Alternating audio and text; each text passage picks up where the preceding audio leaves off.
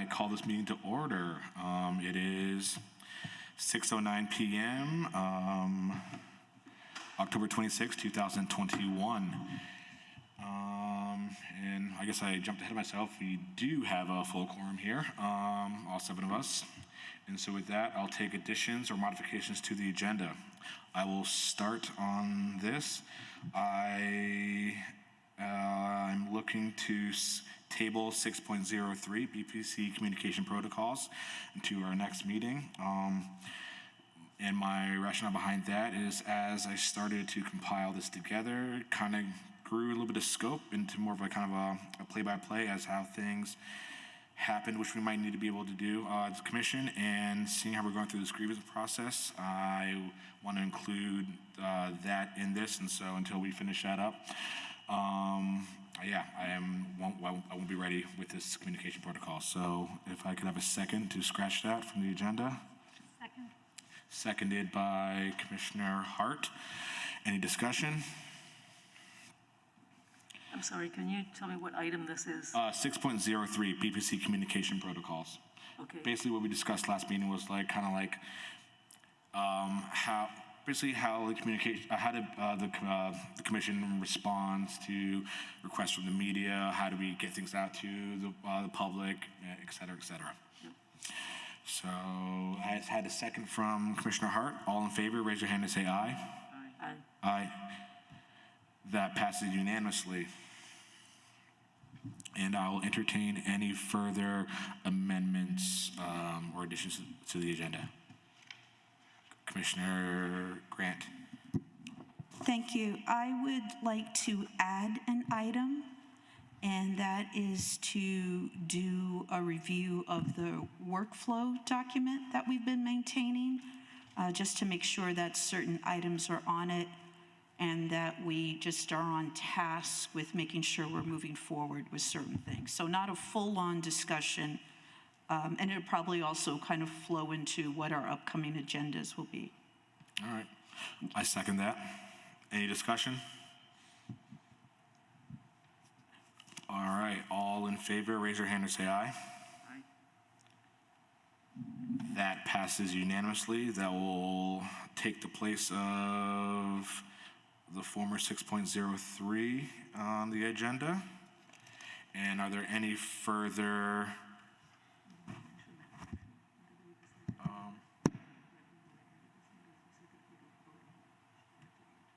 okay. All right. I circulated about an hour and a half ago to the commission members a resolution that we wanted to bring up today, and we're not going to vote on that today, but we are going to, I would like to at least discuss it, and then in hopes of putting that on the agenda for next week. Basically it is, Sorry, just a quick point of order over here. Which agenda item are we on? we're still on 1.03 additions and modifications to the agenda. I was trying to, if I finish, it should be clear for all to see what we're trying to do here. Okay, so essentially I circulated a draft resolution that was make a resolution about certain quota asks for the hiring for BPD, and basically we're not going to vote on the resolution, but I do want to at least talk about it, and then we will vote on this at a future meeting. Is that all right? So I think because this hasn't been publicly warned as part of the agenda, I would advise that you amend the agenda to discuss it now, and then make sure that it's posted before the next meeting. So if members of the public want to weigh in, they have an opportunity to do so before a vote. But I would advise that you formally amend the agenda if this is going to be a topic of discussion. All right, thank you. All right. If I might just comment on that. I appreciate your comment, but this is this motion is around recruitment. It is an advisory motion. It's not a policy change. And in that regard, while I support Chair Gamash's decision to vote on this at an upcoming meeting, it would not be appropriate, it would not be inappropriate to consider that motion and vote on it this time, given that it is an advisory motion and it is also time sensitive. But I would certainly go along with Chair Gamash's recommendation that we vote on it as soon as possible at the next scheduled special meeting. Certainly, whatever the commission decides to do, I'm just advising that you amend the agenda, vote to amend the agenda to include this as a discussion item tonight, if you're going to have a substantive discussion about the circulated resolution document. My understanding, Chair Gamache, is that's what you were proposing. Yeah, I was getting there. Thank you. Awesome. So with that, I'd like to amend the agenda for 6.0. 6.04. I propose that we just have a discussion on recruitment, on the recruitment resolution that we'd like to hand over to BPD. Do you have a second? Second. Seconded by Commissioner Comerford. Any further discussion? I'm not seeing or hearing any. All in favor of this amendment, raise your hand and say aye. Aye. Aye. That passes unanimously. I'd like to propose another amendment to the agenda, and it's to briefly discuss the process for reviewing the complaint policy. Is that, sorry. Okay.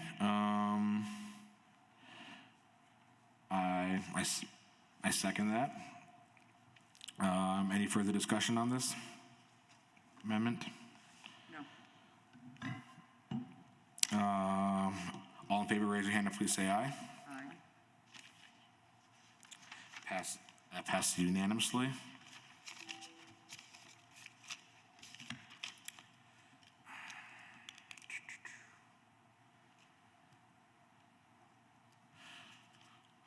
All right. Are there any further amendments or modifications to the agenda? I'm not seeing or hearing any. I then motion to approve the amended agenda. Seconded by Commissioner Hart. Any discussion?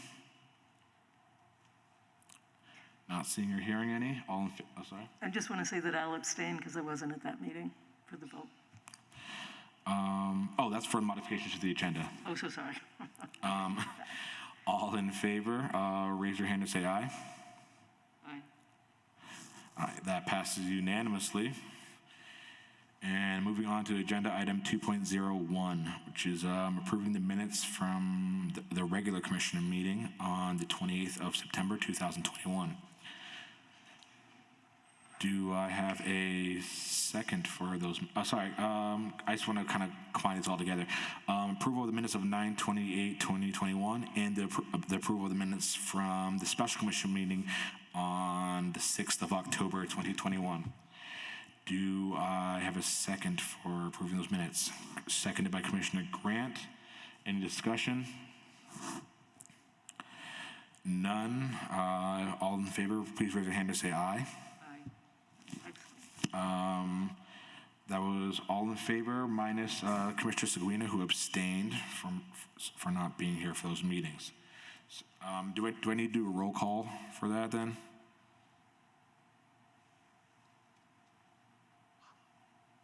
I think technically you should, because you have someone who's remote and you have a non-unanimous vote. All right, thank you. Starting with our remote commissioner, Commissioner Garrison. Are you in favor of approving the minutes? That's a yay. Commissioner Grant? Yes. Yes. Commissioner Hart? Yes. Commissioner Herjak? Yes. Commissioner Comerford? Yes. And I vote yes. And Commissioner Seguino? Abstain. Abstain. Moving next to agenda item 3.01, which is a public forum. Anyone in the public or anyone logged in via Zoom, now is your time to speak if you'd like. If you're Zooming in, please raise your hand and the clerk will acknowledge you.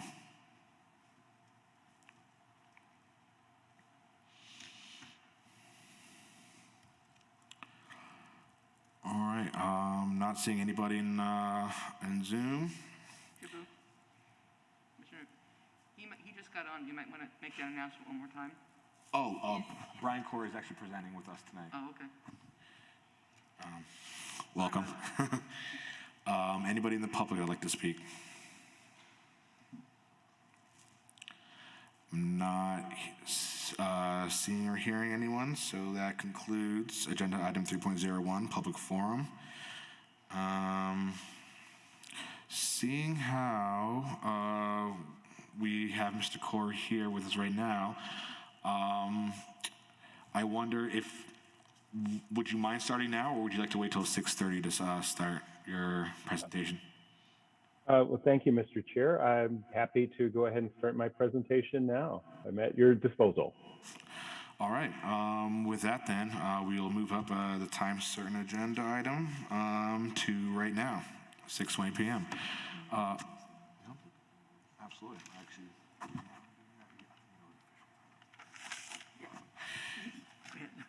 All right. And with that, I'll let Stephanie Seguino introduce Mr. Core for the public. Thank you. So Brian Corr has been generous enough to share his time with us. He has been on the board of NACOL, the National Association for Civilian Oversight of Law Enforcement, and in our previous discussions with him, had talked about his background with regard to trauma and policing, and was generous enough to agree tonight to speak with us. So thank you so much for taking that time. Well, you're very welcome.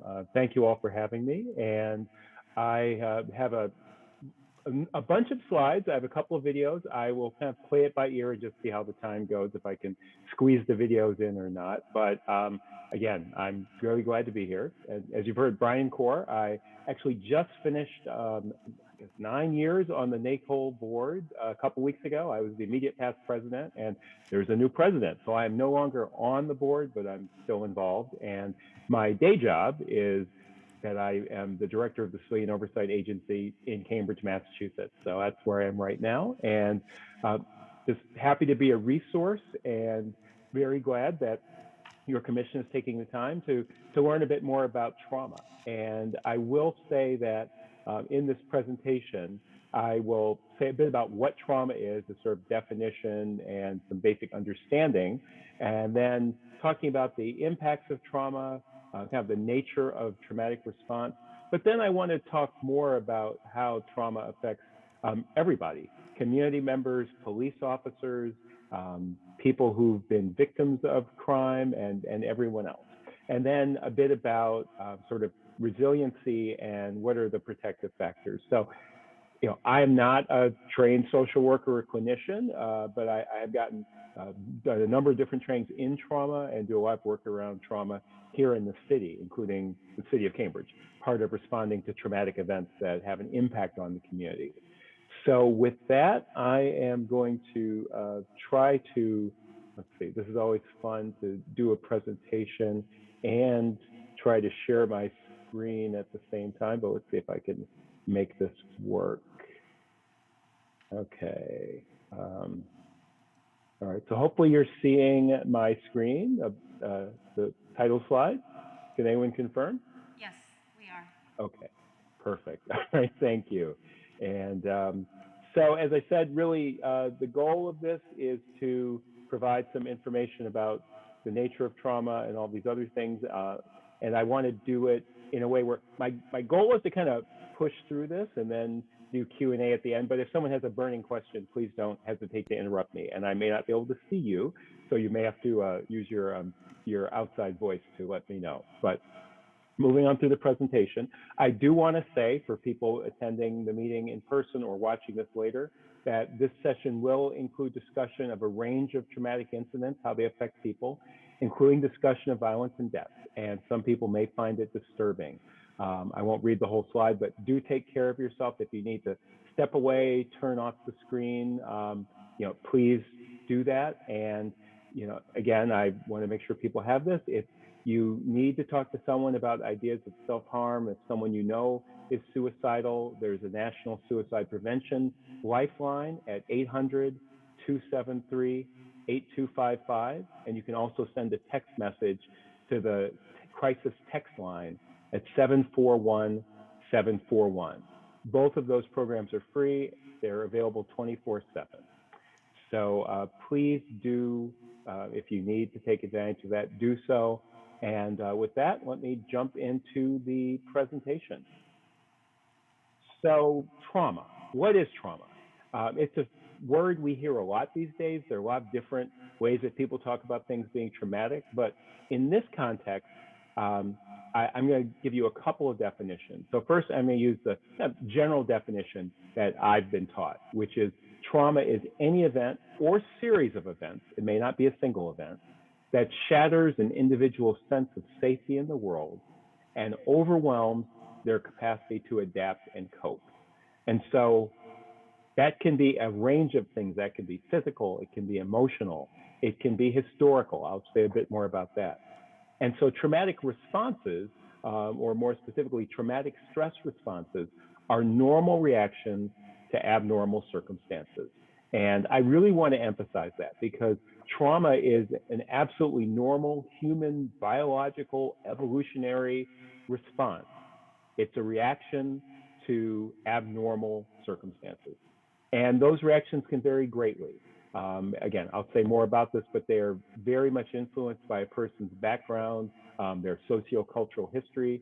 And so you may have three people that from some perspective may seem all the same, who will have completely different responses to the same event for any number of reasons. And so it's important for people to remember that because one person doesn't seem to have an impact from something traumatic, others may, and vice versa. There's no right or wrong reaction. I also want to share this more specific definition. This is from the federal government, from SAMHSA, that individual trauma results from an event or series of events that is experienced by an individual as physically or emotionally harmful or threatening, and that has lasting adverse effects on the individual's functioning and physical, social, emotional, or spiritual well-being. Now that's a more specific, a bit more clinical definition, but again, just to give you a sense of a shorter, but I would say accurate definition, and one that is a little longer, but gives you more of a sense of the nuance of it. And so trauma-informed, this is another thing we hear about all the time. And in fact, sometimes I hear more about being trauma-informed than actual trauma. It means lots of things to lots of people, but in this field, again, I'll show this a couple of times, we talk about the 4 R's. You are realizing the widespread impact of trauma and understanding the potential paths to recovery. You're recognizing the signs and symptoms of trauma in clients, families, staff, yourselves, police officers, anyone involved with any system or process. When you're responding, you respond by fully integrating that knowledge about trauma into your policies, procedures, and practices, and you are resisting re-traumatizing people. You're seeking to actively resist re-traumatizing. So those 4 R's, kind of a quick, easy way to remember, but you realize, you recognize, you respond, and you resist re-traumatization.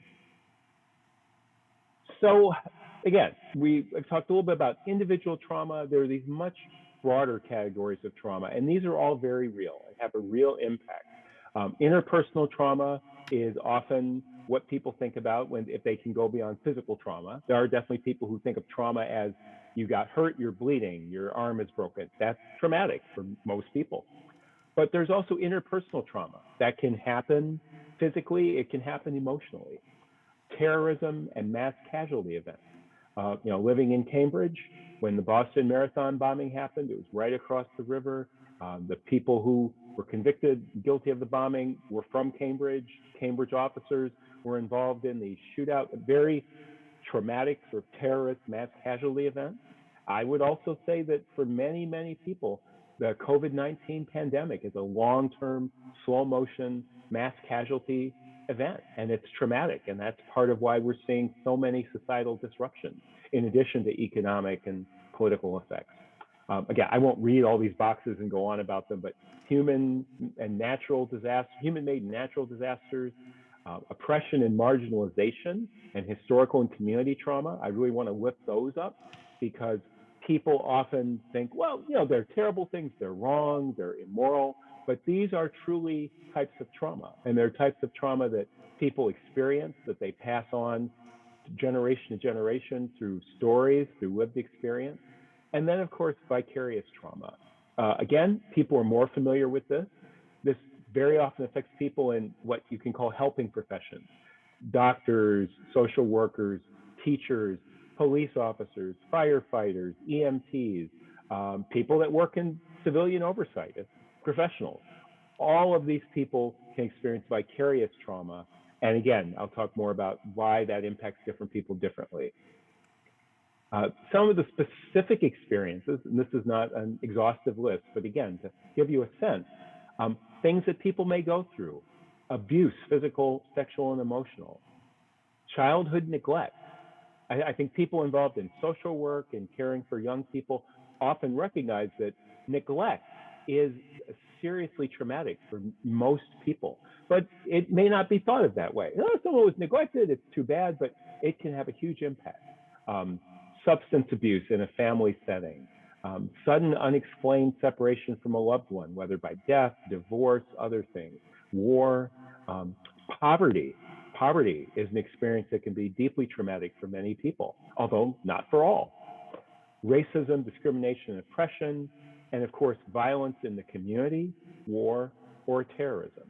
So again, I'm kind of repeating things, but I want people to have a broad lens for the types of trauma that people can experience and how it affects people. Effects of trauma. So there you'll see on one side of the screen, there's a document that's from a guide that I'll give you a link to that was developed in Cambridge. Don't try to read that, but I will make it available to the commission as a PDF, and I'm sure it will be publicly posted. But you're not going to read it on your screen. But what I will say is that trauma has many different effects. Again, those 5 points: physical, emotional, cognitive, behavioral, and social. Those effects may be present from time to time. They may be long-lasting. They may be aspects of a more long-term post-traumatic stress disorder, or they could be immediate. And that affects things in terms of how people behave. The classic in the moment, people freeze, fight, or flee. Freeze, fight, flight. I always have a problem with all those little words put together. But again, it's not just fight or flight.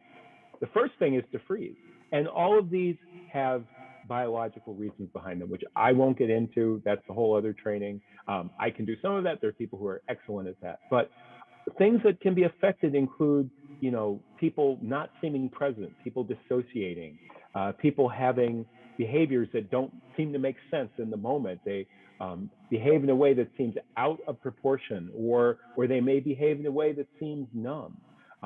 Thinking can be challenged. There can be random emotional releases. These are all types of effects of trauma that people can experience and that people may see. And if people aren't aware of traumatic backgrounds, and traumatic responses, they may misunderstand those. They may think, if they're dealing with someone who's been a victim of a crime, that they're behaving very strangely for someone that X, Y, or Z happened to. So moving to the next slide, ACEs. This is a concept that comes up a lot, and I have a couple of slides here. I just kind of put this together today, so they're not quite in the order I was expecting, but ACEs are adverse childhood experiences. This graphic shows a number of general categories. Again, abuse, neglect, household dysfunction, but almost every person has experienced at least one adverse childhood experience in some way. And 55% of adults report experiencing at least one. So they're consciously aware that one of these things happened. 1 in 5 report experiencing 4 or more. And so a person with 4 or more ACEs, the term of art, that person is 12.2 times as likely to attempt suicide they're 10.3 times as likely to use injection drugs, and they're 7.4 times as likely to deal with alcohol addiction. Now, again, that doesn't mean that everybody that happens to, but these are things that can really have an impact coming out of childhood for anybody. And there are definitely things that contribute to that, how much you have in terms of family pressures and maladaptive coping strategies, how much resiliency you have, how much agency you have in terrible situations. So this is an important concept as we think about how different people are affected differently, and that we have to remember that something that is not particularly traumatic for someone may be highly traumatic for someone else. And it's also, so again, this is what the slide says, although trauma can occur at any age, it has particularly debilitating long-term effects on children's developing brains. So it also has biological impact. Again, that doesn't mean they can't be overcome or worked with, but it has a long-term impact. And as I said, they're often referred to as ACEs, and this is common across all sectors of society. It's not limited to class, gender, racial or ethnic background, part of the country. These happen to people no matter what their background, their identity. So this is where I'm going to try to show a video, and we're going to see if it works. I won't show the whole thing, but this is a video from Nadine Burke-Harris, who is currently the Surgeon General of the state of California. She was not in that role when she made this, but again, it's on YouTube. You can see it's a TED Talk. I won't play the whole thing, but rather than me talk the whole time, I'm going to give you someone a little more interesting. Now, and I realize I don't know if I chose share volume, so. And it looks like I may not have. Oh, I love doing these things. So, you know, I'm gonna skip this video. This is why I said on the front end, I may or may not skip things. So I will send people the link. I recommend watching it. Basically, you get about, if you watch the first 3 or 4 minutes, you get a great kind of layperson's description of why ACEs have such an impact. And without trying to replicate what Dr. Burke-Harris says, she talks about if you wake up every morning and there's a bear outside your door, you know, the first time it's scary, but over time, even though it's always scary, it starts to have a different impact. All right, so moving on to the next slide, I've learned to just try to roll with it. Again, some of these things about ACEs, how chronic these things are, how severe they are, how often, and whether they're spiritual, physical, mental, how they kind of break down your sense of what would be normal. They can impact relationships. And again, I'm not going to read through all these graphics. This is from a wonderful website about trauma-informed care. And the link is down at the bottom there. You might be able to see it. But again, I recommend it. This is from a clinical perspective, but it's some very, very helpful information. And again, why am I going on and on about ACEs? Because this is part of what can play into how people react, why people react differently, and reactions that often may not make sense from anybody, whether it's someone who is making a complaint about a police officer, a victim of a crime, a general community member, a police officer. All of these things have an impact. So what are some of the risk factors? As I mentioned, you know, when the younger someone is, the more likely these things are, you know, traumatic events are to have a deeper impact on the person. The relationship, part of what can be so traumatic is when there's a relationship that there's a level of trust and that trust is broken in a traumatic way. So you can imagine many situations where the relationship to the perpetrator being one of closeness and trust actually makes the trauma that much greater for many people. Again, I just mentioned how chronic, how severe, how frequent, the duration of the traumas, a history of prior trauma, and the impact of gender. People of different genders generally have different responses to trauma because of all the things that come up in socialization in life, not from a biological cause, but because of the sociological differences that are imposed on people based on the gender they're assigned at birth and the gender that they carry throughout their lives. Also, it's important to note that these ACEs do have a unique impact. And again, if you think about the way that children in particular have less power, there's a way that children are kind of in that moment. How do I survive? How do I get out of danger? There's less understanding when you're young of, you know, why things happen. Was something your fault? Did you cause it? Are you bad? And the developing brain is particularly vulnerable to the neurophysical impacts of trauma. And again, people in helping professions may have various experiences with trauma. This is anecdotal, but my experience is that very often people who go into jobs and roles where they want to help others may be exercising agency, which is an important aspect of resiliency. When you have some sense that you have a bit of control, that you are not completely at the whim of some horrible thing, whether in the moment or afterwards.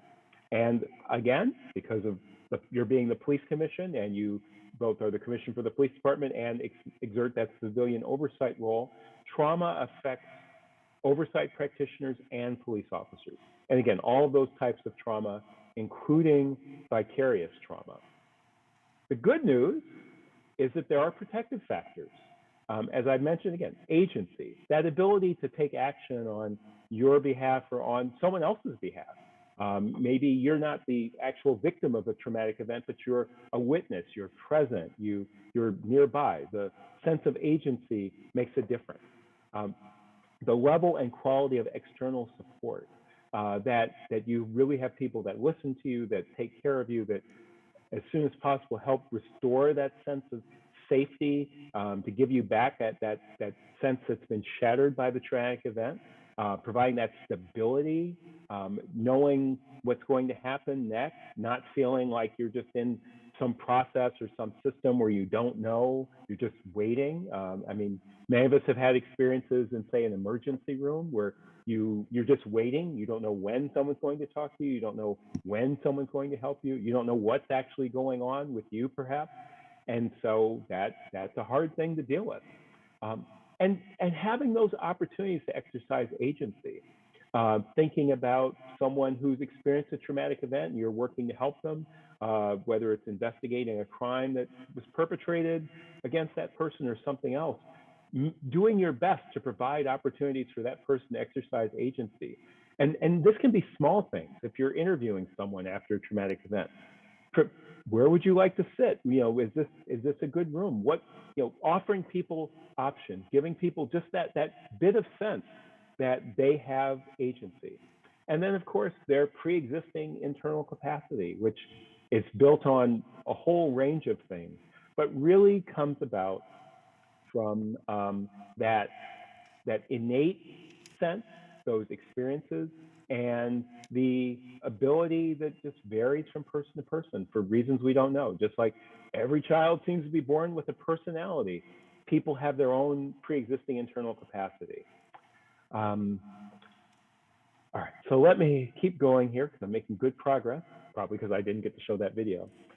One of the things that I like to share is that Cambridge, again, where I live and work, has for about 6 years now been working on this trauma-informed law enforcement initiative. And there's a specific training, that relatively large URL is a training guide. And then some of the images you're going to see on the next few slides come from that.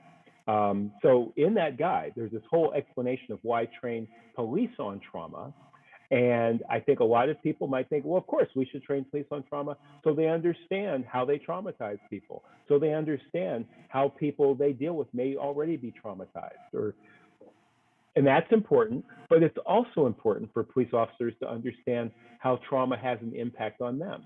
Because we know when people have experienced trauma and are having traumatic responses, especially if it's a long-term, sort of PTSD situation, it has real impact. And so in the city of Cambridge, we developed this program originally in 2015 and have spent the last 6 years really refining it so they can serve the entire community. It was developed by a combination of people who are trainers and specialists in psychology and psychiatry, people who are advocates for victims of domestic violence, police officers themselves, police leadership, and others like me from the community or from the city government who've been looking at issues of trauma and traumatic response. And when we developed this program, the focus was really on, I think, 3 key reasons. You know, police are often in situations where they may experience trauma, which can lead to high rates of depression, post-traumatic stress, alcohol use disorders, and in fact, suicide. Police are frequently responding to individuals who are experiencing trauma due to domestic violence, sexual assault, street violence, poverty, people who are unhoused, and other serious incidents. And then more broadly, and very importantly, communities of any type, ethnic, racial, neighborhood, communities may have suffered or are suffering trauma themselves due to significant events or various injustices. So these are all some of the reasons that Cambridge did this work. And so I do want to just take a moment, again, thinking about your role as the police commission. It's important for people also to understand some of the impacts of trauma on law enforcement.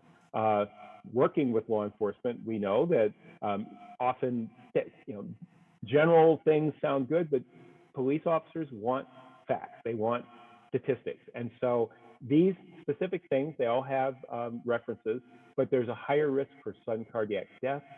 There are higher rates of depression, PTSD, and alcohol use among law enforcement. Law enforcement officers are more likely to die from suicide than they are to die in the line of duty. And those with 15 to 19 years of experience have the highest rates of completed suicide. Very, very important to know and to be aware of. They also are at higher risk for developing diabetes, obesity, and metabolic syndrome. It's not simply because there are these stereotypes people have about officers eating donuts and drinking coffee, but the physical impacts of trauma actually put you at higher risk for developing those conditions. And this is a study from about 25 years ago, but and you'll see different versions of it, but police officers' life expectancy is 7 to 10 years less because of the work that they do. Now, I say all this, again, recognizing that we're in a moment in society when people are focused on the trauma that police impose and inflict on people, and that's deeply important, and that's part of this training. And it is also important to recognize the role that trauma has in the lives and work of law enforcement officers for a whole range of reasons, both very human reasons, but also understanding what kind of training officers need, what kind of support officers need, and all those other things that go with it. So back to Cambridge, the goals and objectives, I'm not going to read through all of these things. You can sort of see them here. Again, well, some are tiny. I will make them available. But this kind of training is really important to help the department create better policies, better training, better supports for staff, both sworn and non-sworn, because I've been saying a lot about police officers, but also if you're a crime tech, if you're processing photographs from crime scenes, you also are being put in harm's way in a way that many people don't think about. And so this training, this program has really worked to improve the experience of policing for everybody in our city here in Cambridge. And this manual that I mentioned, which they created, which again, that's goals and objectives is the page of the manual, is really to help spread the work, but also the lessons learned. And speaking of lessons learned, again, it's a little hard to read, so I will say that for this training, the city of Cambridge also contracted with a professor from Simmons College School of Social Work in Boston. And that professor, Anjali Fullenbarker, did a lot of work to really look at what happened and what are the takeaways. So between her assessment and the reviews internally, talking to staff, here are some key lessons learned. that for this kind of training and thinking generally more about being trauma informed, the leadership team in the department has to not only be supportive, but actively involved. They have to communicate that support to the department and be present at those trainings. They have to be dynamic and include a variety of methods. You really have to look at proper adult learning techniques. And as we all know, I won't say as we all know, probably many of us know that police officers undergo regular training. And like a lot of continuing education for a lot of adults, it can be kind of boring. You check off the box. And this has to be something that's really engaging. It's also really helpful that officers get this training as early in their career as possible, ideally partly at the academy and as soon as they get on the job if they haven't had more training. And one of the things in Cambridge that was deeply important was to have community collaboration with agencies and organizations who support survivors and others in the community, because that helps with diversity in the training, in the planning efforts to create the training, and it really adds to the experience for everybody. And then the big takeaway from that, as it sort of says in the little tiny print on the screen, is that it has to be more than a one-time training. Implementing this into a department has to be part of understanding officer wellness, and it requires a shift in culture. And it also needs to be something that is part of the broader culture for it to really be effective. It can't just be, we're going to make sure the police get this trauma-informed law enforcement training. It's got to be more broadly about people in the community also understanding how trauma impacts them and those around them and those that they deal with. So this is where I am going to save some time. So if I had things set up properly, I could go to YouTube and show this video. It's sort of a long video, but you may remember about, well, I guess now 6 years ago, there was a pool party, and it was in McKinney, Texas. It was a situation where what people probably saw, if you saw a clip about it or read about it, was a 15-year-old Black teenage girl, her name was Dejaria Beckton, in a swimsuit, grabbed by a police officer, thrown on the ground. And you also may have seen the officer, as you can see in that image, his hand is on the weapon. He actually pulls out his weapon at one point. This was caught on video. Of course, it was caught on video, posted on YouTube by another teenager at this party. And within hours, millions of people had seen the video. This officer, Corporal Eric Casebolt, so he was a corporal, for those of you who are not totally familiar with policing. That means he was a supervisor. He was not, the person who just comes in from the academy. And he was placed on administrative leave. There was an investigation that was going to happen, but he resigned. And it certainly led to protests around the country, but very specifically in McKinney, Texas. And so, so if there were a video, what you would see quickly is a bunch of police officers responding to an incident. And see, there's a million tech problems that use age restricted on YouTube as well. It didn't used to be. I understand why it is. And basically, there were about 100 teens that showed up at a pool party. And mostly they were African American. It was in a gated community. And that's what it was. There was a pool party, a bunch of kids outside the neighborhood, crashed it. And so at the beginning of this video, you see the officer literally roll out of his cruiser like he's trying to evade fire. I won't go through all the details, but he starts screaming and yelling at people. It goes on for quite a while. He's yelling at kids. He's grabbing kids by the shoulder, telling them to sit down, yelling and screaming. When he runs after he rolls out of the car, he drops his flashlight, not paying any attention. And there's other officers around, as I said, about 12 officers altogether. And until the moment when he draws his weapon and starts to raise it and point it towards some kids, none of the other officers does a thing. So many people, now again, see, if I had shown the video, I would ask you these questions. But many people see this video, and what they see is an officer out of control. He's probably racist. It turns out, then I won't go through all this right now because I'm talking, you can see the screen and you can't see me, that he had been on his shift for about an hour and 15 minutes. So he was pretty early in his shift. He had started at 6 p.m. In the hour before being dispatched to this call, he had responded to 2 suicide calls. One, which was a completed suicide, an African-American father who had shot and killed himself poolside and in front of his family and others. And this Corporal Eric Casebolt, was part of securing the scene, photographing the body, and collecting statements and consoling the grieving widow. And then his next call, he helped successfully talk down from a roof a teenage girl who had climbed up on her parents' roof and was threatening to jump off and kill herself. So he then shows up at this pool party, and what happens is what happens. So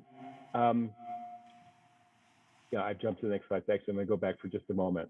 So if you think about it, he should not have been on that call.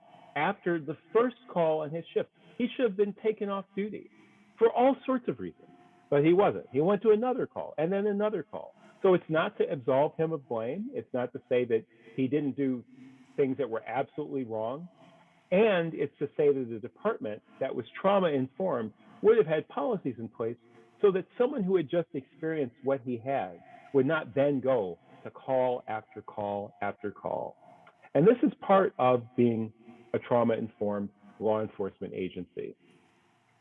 So again, these 4 R's, part of this, and I'm almost done. I'm at almost the last slide, so we can talk or whatever. Is being trauma-informed is realizing the widespread impact of trauma and you understanding the potential paths to recovery. Recognizing the signs and symptoms of trauma in community members, complainants, families, officers, staff, and others involved with the system. Responding by fully integrating knowledge about trauma into policies, procedures, and practices, and actively seeking to resist re-traumatization and to support recovery. So those are those 4 R's. And the last thing I'll just say, this is kind of an image just to remind people that all of us in this work, whether we are sworn law enforcement officers, whether we are volunteer police commissioners, city staff, others in the community, activists, all of us, especially in this time we're in, living through this COVID-19 pandemic, to be resilient, we have to practice self-care. That looks very different for different people, so I'm not going to say what you should do, but I really want to emphasize that part of this work, part of what anyone who is involved in any aspect of this work needs to do is to take care of, yourself so that you have resiliency, so that when you do encounter something that's potentially traumatic or is actively traumatic, you have more resources to recover, to bounce back, because that is the goal. Trauma occurs.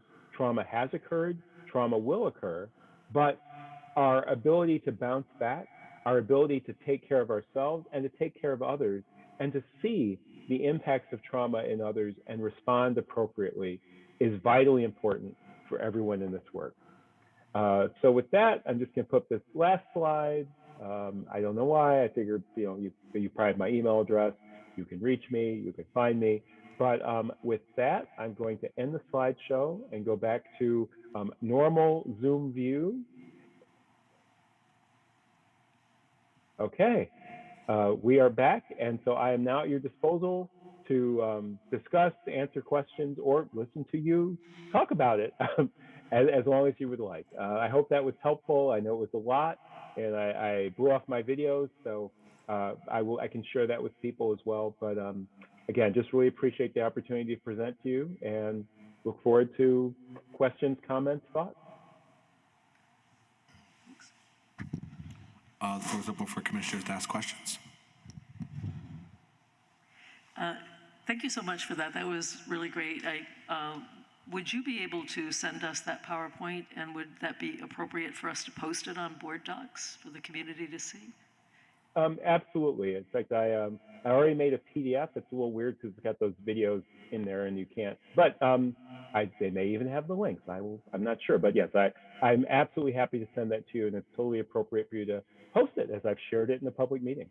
Great, thanks.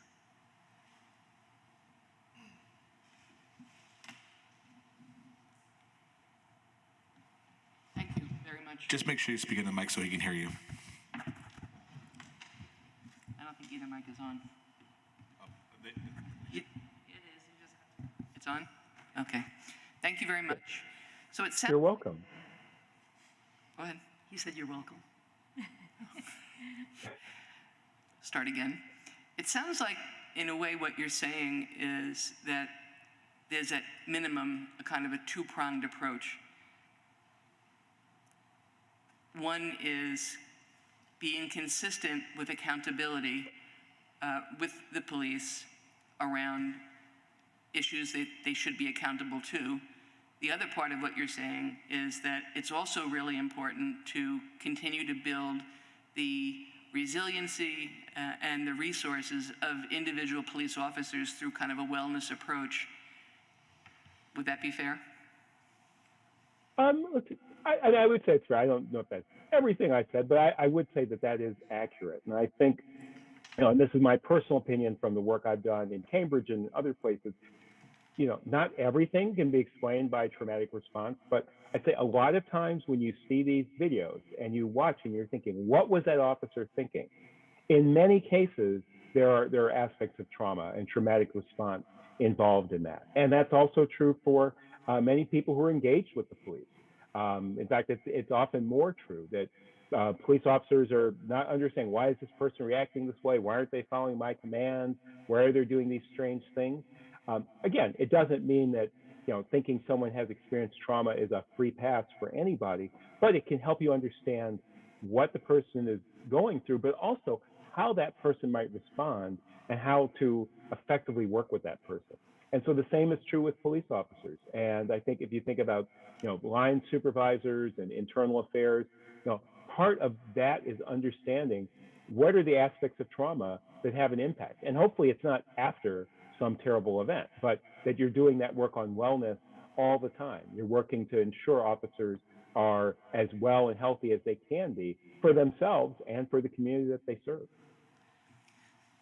So it's not as if there is necessarily just one singular event, or there might be that one event in one day, but it's a constant diet of very challenging and traumatic kinds of experiences that police officers endure and encounter on a daily basis. So it's more of a consistency across time, which means it's even more important to really focus on the wellness aspect of their professional lives to somehow, sort of meet the trauma that they're constantly. Anytime the police officer is involved, in most cases, it's a trauma for somebody. Otherwise, the police would not be there. So the police are taking that in kind of on a regular basis. I guess what I'm, really kind of circling around in I'm a social worker, by the way, so. Okay. Yeah, social work faculty member. So what I'm really thinking about is just the incredible importance of an emphasis for all police departments on wellness and on educating their staff on a regular basis, not a one-off, about how to take care of yourself, what trauma looks like in your work life, and then kind of building a culture that supports an officer to be at their best whenever they're engaging in a new situation, which is a trauma for the person that they're actually meeting. Again, yes, I would agree with that. And I think my kind of overall with that would be that one of the things around those dual concepts that was really important when Cambridge developed our training was to basically start with the nature of trauma and then talk about how it affects people that officers may encounter, and then kind of in all that work and as you go through it, also having officers understand how trauma impacts them. And that's part of why there's such an emphasis on ACEs, because when people think about that, again, almost everybody has some kind of traumatic event in their life, and people in helping professions often do more. So it's really important it was really important as a way to help officers to look at that. Again, there's kind of a stereotype, but in general, police officers are not, the culture around policing is not one of like examining your psychological weaknesses, and it's about being tough and being strong and being brave. And that can be a barrier to understanding how trauma impacts you. If you think my job is to just suck it up and get out there and answer the next call, officers are human beings too, and trauma has an impact on them. So to me, it's multifaceted because you understand the trauma as it impacts you, as it impacts those around you, your colleagues, speaking from the law enforcement perspective, and you also understand how it impacts the people you're dealing with in whatever capacity, whether you're interviewing witnesses, you're talking to a victim of a crime, you're just walking down the street and encountering people in the neighborhood. Having that awareness of trauma is deeply important. Can I ask one more question, then I'll relinquish the mic? How does race fit into all this? When a white police officer, engages someone of color, what are the implications there? I mean, that's such a huge question. On some level, I would say there's a generalized sense, right, that you think about power dynamics. Police officers have various types of power and authority, including weaponry, and people in the community may or may not, depending on the situation. Race, as we know, there's no absolute, but in general, there is a hierarchy of race in our society, and we know, again, this is the importance of looking at historical trauma, and not just people kind of hearing stories, but the real impacts on communities of all sorts of that historical trauma. So race definitely plays a role in that. And in any given specific situation, it's hard to say.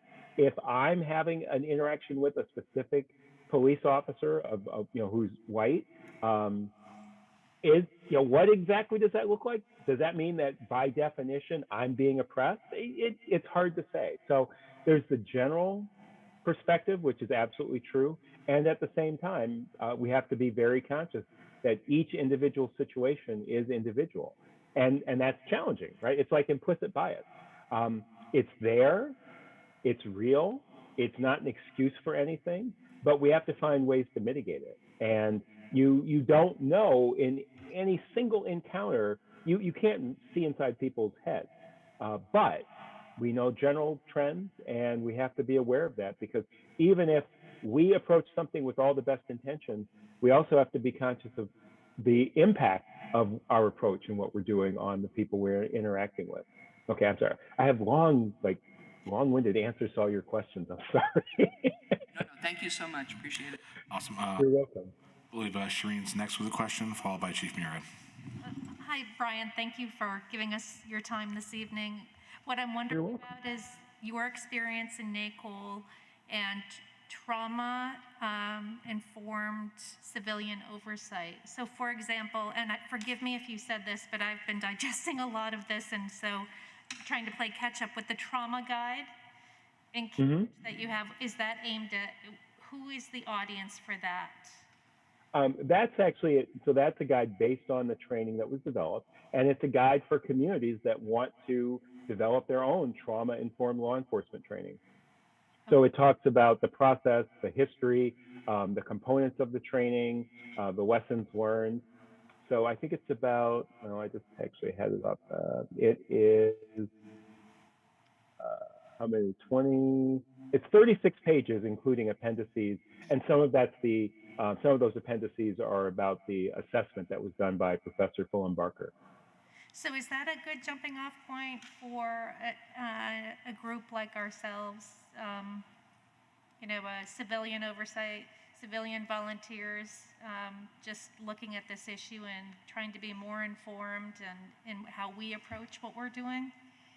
I would recommend it. I mean, again, it's not a big giant document. There's lots of pictures. I think it's one of many things that can be foundational to thinking about your approach as you look at those issues. And I think, again, the other thing I would just say is thinking about your role as the police commission, and what does that look like? What is your role vis-a-vis policies and training? All of that, thinking about. And, from my point of view, it would be how can you support the police department in doing even more? Because I'd say in Cambridge, we've been doing this for 6 years, and we're constantly learning things that we have to do better as a city, things that the police department has to do differently and better. We're, like every place else, having conversations about reimagining public safety, and some of these conversations about trauma and who's best suited to respond to trauma, and what kind of response should there be to different kinds of calls, and what happens when you show up at the call and you thought it was one thing and it was something else. All the things that come up, and that, again, first responders deal with on a regular basis, but looking at how do we do that more broadly. I think this, looking at the role of trauma in policing, law enforcement, public safety is really important. So there are other resources, and I think the other thing I would just say to, which you didn't quite ask, but I thought you were going to ask, is increasingly, and I would say I've been one of the proselytizers in the NACOL community for this, we're seeing people that do oversight focus more and more on this for their own staff. Perfect example is New York City. So, you know, New York City has probably more police officers than Burlington has residents, but their civilian oversight agency has about 100 investigators.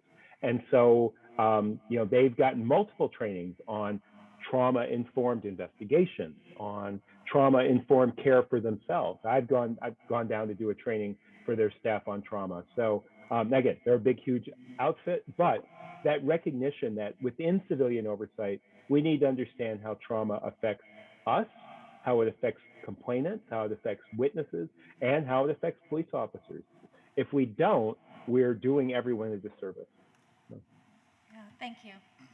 You're welcome. Thank you, Mr. Chair. Hi, Brian.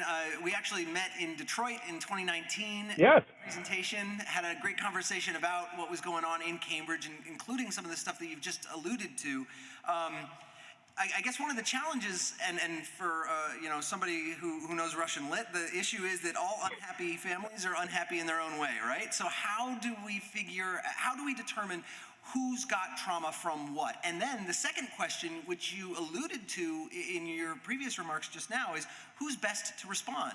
Because that's absolutely something this community is wrestling with right now. And we've developed some things to try to address that, some new kinds of positions and roles. We're working on creating new ones and additional ones as well.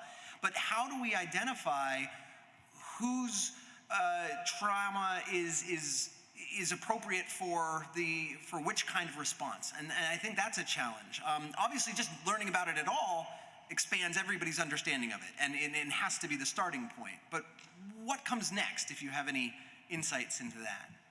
Yeah, no, that's a great question. And I will just say, yes, I definitely remember meeting you very specifically, because I think I came up to you after you'd done a very good panel presentation. So I appreciate that. And I mean, that's obviously a huge question. A couple of things I would say is, I think ultimately, if you think about someone who's a clinician, I mean, people undergo all sorts of trauma. And so the idea of being trauma informed is less about sort of trying to identify the type of trauma and the best response, but more of those general principles about how to work with people who may have experienced trauma. And so in a sense, it's kind of, you want always to be prepared for that. And as one of the commissioners said, if you're thinking about encounters between members of the community and the police, I would, you know, certainly not all of them are fraught and traumatic, but certainly many of them are. And so to the extent that everyone is kind of prepared and ready to look at things through the lens of traumatic response, I think that's important. The other piece, and this is, you know, again, I'm not a law enforcement officer. I feel like there are people that come directly out of law enforcement who could answer a couple of those questions better. But I will say that I think part of it is less about trying to figure out who's got trauma and making sure that everybody, it's kind of the same thing I said, I guess, a minute ago, that everybody has the basic training and understanding and framework so they can recognize it, and that they may recognize it in themselves. They might recognize it in their partner. They might recognize it in someone that they, you know, talk to after work. You know, being able to see those things, not to blame someone or to put them in a box, but to be able to empathize and, if appropriate, offer support. You know, part of that is really having a robust wellness policy and system, so that people are taking care of their physical, mental, and spiritual health. Their psychological wellness is deeply important, but so is their physical wellness. And I'd say the other part of that is just, I feel like I have such long answers, is helping everybody to have relationships so that people don't see each other as separate and in different camps. It's not always easy to do, but finding ways for people to have authentic connections. I know in an era of chronic staffing shortages and too much overtime, it's a hard thing to do. But for police officers, being able to give them the ability to actually interact with people when they're not on a call, when they're not responding to a call for service, when they're not in some dangerous situation. And for members of the community who are desiring that, because not every member of the community would, for them to have opportunities to interact with police officers, and things like National Night Out, Coffee with a Cop are great, but things that are more organic. How can people have those encounters and build those interpersonal relationships in their day-to-day life?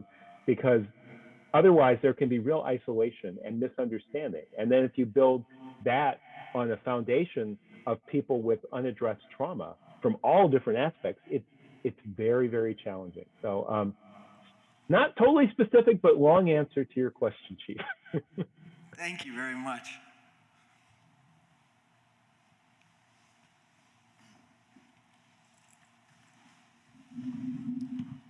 Thank you again for being here. Really appreciate it. The information that you're sharing is really important, and for me personally, something that I think about. And the things that you just said they're so on point, because I feel with when you were talking earlier about societal disruption due to COVID, and I just had never thought of that perspective, but that is exactly what's happening. And I feel there are things going on in our city, and we're really suffering because we didn't have the type of positive engagement before. So now everything's even more stressful. And unfortunately, sometimes I feel there's a us versus them agenda, which is hurtful to the community at large, for everyone, for people in the community, for our officers. And just the recognition of trauma and the recognition of the community that you serve is so important. So I think you've given us a lot of things to chew on and look at from a slightly different perspective, and I appreciate that. Thank you. Thank you. Thank you for your kind words. I appreciate that. And I'm glad that any of this is helpful. I really am. I mean, as I said, I'm an evangelist for looking at the role of trauma in just about everything. So I'm glad that it resonated in that way.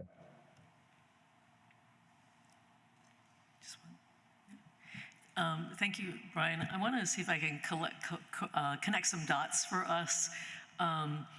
And share these thoughts with the fellow commissioners too. In particular, the comment on the question about how would we as a commission utilize this information, and how would it affect our work? And what comes up for me, and what you said and what Commissioner Hart was referring to, is that it actually is really important for us as well. We review videos, so viewing behavior through a trauma-informed lens is important. For example, we talk to witnesses, for example. It's important to have that lens when working with them, and if we do have investigators, to ensure that our investigators have that kind of lens as well. So I've kind of laid out a few things I think are important. You think there are any other areas other than, for example, also reviewing policies that we would be having a trauma-informed approach would be important for the work we do? Yeah, no, that's a great question. And I think you touched on most of the things. I'd say very specifically, one of the big aspects of the Cambridge training for law enforcement, that's not limited to law enforcement, is trauma-informed witness interviews. And that's something that a couple people out of Utah have taught us a ton about. Donna Kelly, who's a prosecutor, and Justin Boardman, who's a now retired police officer, are both were huge resources in part of developing the training in Cambridge, but really looking at that for, again, everybody. A lot of their work is really focused on victims of sexual assault, because it's such a traumatic crime that, and for so long, because of issues of gender, specifically in our society, and not believing victims. The ways in which people have approached victims of sexual assault have been re-traumatizing, looking at them as not being truthful because they don't tell a linear narrative, which is a hallmark of response to trauma. I mean, all those sorts of things. I'm going on too long. So I'd say those things are very important. Anything around witnesses, but also you mentioned you view videos. I don't know what the videos are that you see, but again, taking care of yourselves, that self-care, that looking at what sort of support do you get as commissioners for vicarious trauma and trauma that you may be experiencing based on what you're seeing in the videos, your own personal histories and experiences. And then, as you mentioned, I would just really emphasize, I think, from my point of view, supporting the police department in terms of looking at training around trauma, looking at how they're doing interviews of witnesses, victims of crime, and others who, and whether there's that trauma-informed lens. And then, are there policies in place to really support that officer wellness, physical, mental, spiritual, whatever that looks like. Again, I know resources are often not what people would desire, but those human resources are key. And if we don't take care of our people, that leads to problems. That classic thing about hurt people. When you think about that through the idea of trauma, it becomes that much more important to make sure that our systems, our policies, our procedures, and our practices are truly trauma informed, and doing everything we can to avoid re-traumatizing people, but also recognize and understand trauma and its impacts on people. Thank you. If I might just follow up on that. A couple of things. One is if perhaps you might, when you send us the PowerPoint, may be able to point us to some departments that do have trauma-informed policies or policies around trauma that we might look at for our own city, for example. If you could do that, that'd be great. And the other thing, just a comment, I've been on some ride-alongs lately, and one of the things I observed was how impressively the police have been dealing with domestic violence and understanding the impact on the victim of domestic violence, which is the person is in a traumatized state. Where I think we have a ways to go is in the police recognizing racial trauma on the people that they interact with. And we've seen many videos, not necessarily here in Burlington, but in places in which when the police interact with the suspect runs, the suspect of color, which, very often that is related to racial trauma, especially around policing. So I think we've made progress, as a country, not just in Burlington on domestic violence and trauma, but we have a long ways to go with regard to race and trauma. Yeah. And I'll just comment very briefly. That's a great point. And as I kind of said before in answer another question, it's also more challenging because it's less direct. And yet it's vitally important. So, thinking about that trauma both kind of historically, but also just the trauma that individuals go through in their communities, the trauma that individuals who are racialized in our society undergo on a daily basis, separate from law enforcement. So again, trauma can be an overused word, but it's a very real thing in this case. And so I think that's a really important point. Not always easy to do, but I think it's very, very important. Thank you. Thanks. You're welcome.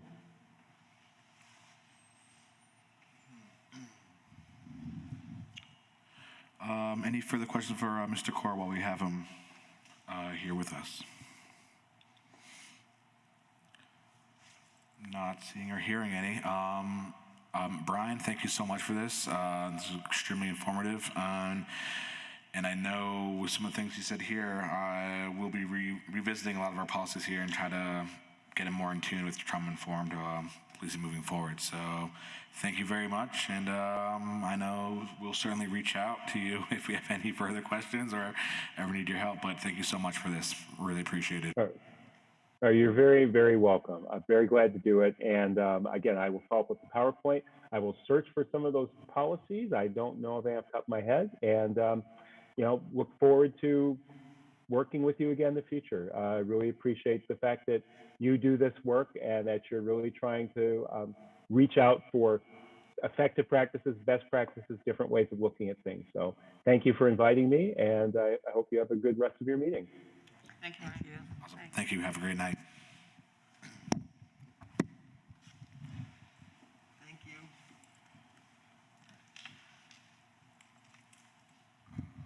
So that concludes agenda item 4.01, and that moves us on to agenda item 5.01, which is the chief's report. So with that, I give the floor to you, Chief Murad. Thank you very much, Mr. Chair. Thanks for having us tonight. I think Shannon's going to work on pulling up the presentation, which I don't need immediately. We've had some good weeks in the BPD over the past, since we last met. And some of that preceded our last meeting. I thanked all of you at the last meeting for the assistance and the support with regard to headcount issues. We have seen a move by the City Council to approve unanimously incentives for recruitment and for retention. That was very important. We saw a recognition of the value of our participation in equitable sharing. We have seen the CNA report finalized and brought in, and I think there's a lot there that we can work with. Certainly a component of it. I think the single thing that people were sort of waiting for most was the headcount issue, but there's so much more to that report and so much more to work on. And then as a result of the report, we've had a change in our headcount, which is tremendous and really, really important. I can't access it from an open Wi-Fi. It won't come off the No, because the PowerPoint is not on this computer. Well, it is the greatest PowerPoint that has ever been created. It's really amazing. And if we end up getting it, then the one that you see will not be the one I'm describing now, because the one I'm describing now is absolutely perfect. It talks a lot about, it's got some data points for us about where we are with regard to crime, where we are with regard to certain kinds of categories and incidents overall, and then gets into some information about staffing, including some demographic information about where we currently are, where we have been over our entire hiring process over the past 15 years, and actually more than 15 years, and has a strong picture, about 25 years actually, has a picture of what we've been able to do and what we haven't been able to do, and some plans for what that is. Oh, I see it, so I can at least describe it. We can play Plato's Cave, and I can try to tell you what. You could also send it around to us if it's not a Yes. confidential document. That No, would it's be- absolutely not. It was going to be posted as soon as we were done. suggestion. There we go. Yay. Thanks. So if you can click through. I always begin with this simply because it will ultimately be posted, and so any new visitor to our transparency site, which we've been working on a lot lately, and I invite any member of the public who's watching this to go to the City of Burlington website, the police department page of it, and on the police department page we have a transparency page which has a ton of different information, including these presentations that we create. They're linked to it, as are every single use of force and the reports that Deputy Chief Lebrecq creates, as are the reports that we used to create in-house with our analyst. Now that analyst is a part of a city agency, but we work with them to make the annual report, et cetera. All of that's linked. This is just a baseline for incidents. Next, please. Thank you. So here we are with incident volume year to date, and this is as of yesterday. What we see is that, again, incidents are down. We've been very clear about that. They've been trending down over the several years. They're down this year. They're down about 11% this year, but what's really striking is that from June to October 25th, they're actually up. They are up. We have seen a real upswing in volume, returning us closer and closer to numbers that we've anticipated in the past. We've stacked about 15% of our calls under the priority response plan. That is, it started lower, it's stabilized at this number, and thus far has been basically hovering between 13 and 15%, pretty steadily. That may increase if we see additional changes either in incident volume or in changes in staffing, but for now that seems to be where we've reached a little bit of equilibrium. I do want to point out that, you know, when we look at that change from October 17 in the right-hand column in the top row of June 1st to October 25th of 2017 versus June 1st to October 25th of 2021, 57% of that decrease comes just from reductions in foot patrols and traffic stops. We have done a very small number of foot patrols this year. We have increased that recently. We have been, through Deputy Chief Lebrecht's, he's been able to post for overtime, created a couple of good time periods that have allowed us to get officers on, and we're also requiring officers on shift to get out and be on foot, but we do so to the detriment of other parts of town, because we are therefore not doing active patrol in the south end or the new north end when we're on foot on Church Street. Next slide, please. These are priority 1 incidents, and as you'll see, priority 1 for 2021 is actually the highest it's been since 2017. So it's threaded there, it's the black line, and it's threaded up with the top 2. And that's indicative of the kinds of incidents that still require officers, and a number of them. We don't see a real change in that. We've talked about that before. Next slide, please. This is use of force. Use of force for the, I know that all of the commission knows this, for the public that may be watching, every single use of force is available for review. This, that has happened this year, is available for review at that transparency page that I talked about. Deputy Chief Lebrecht does a huge amount of work every month getting the narratives, the descriptions, the demographic information of the participants involved in that use of force, and the subjects of those uses of force, and puts them up available for the public. But what we see here is that although we just crossed over last year's number, we remain very much lower than in previous years. And our goal really is to reduce the need for uses of force, and we've had a lot of success at that. We have been diminishing the use of force a lot over the past several years, and although we're a little higher than last year's, we're still much lower than previous years. These are selected incidence trends. The ones in red are ones that I wanted to highlight a bit. We do see that aggravated assault and simple assaults are both up. Simple's not so much from previous years, but more than last year. Aggravated quite significantly, very significantly. Burglary is up a lot, the highest it's been in 5 years from 5 years ago. And that is something that we are watching. We're trying to work on some plans for that. We see also mental health issues. That's something that this body has talked a lot about. This body was able successfully to have the city council make a resolution for a summit on this topic. I commend the commission on that. I think it's great. We do see an increase in that, and the number next to it is a component of that, because frankly substance use disorder is a component of mental health as well, and often masks symptoms or is co-occurring, and we've seen a tremendous increase in overdose. The other statistic that is very alarming is stolen vehicle.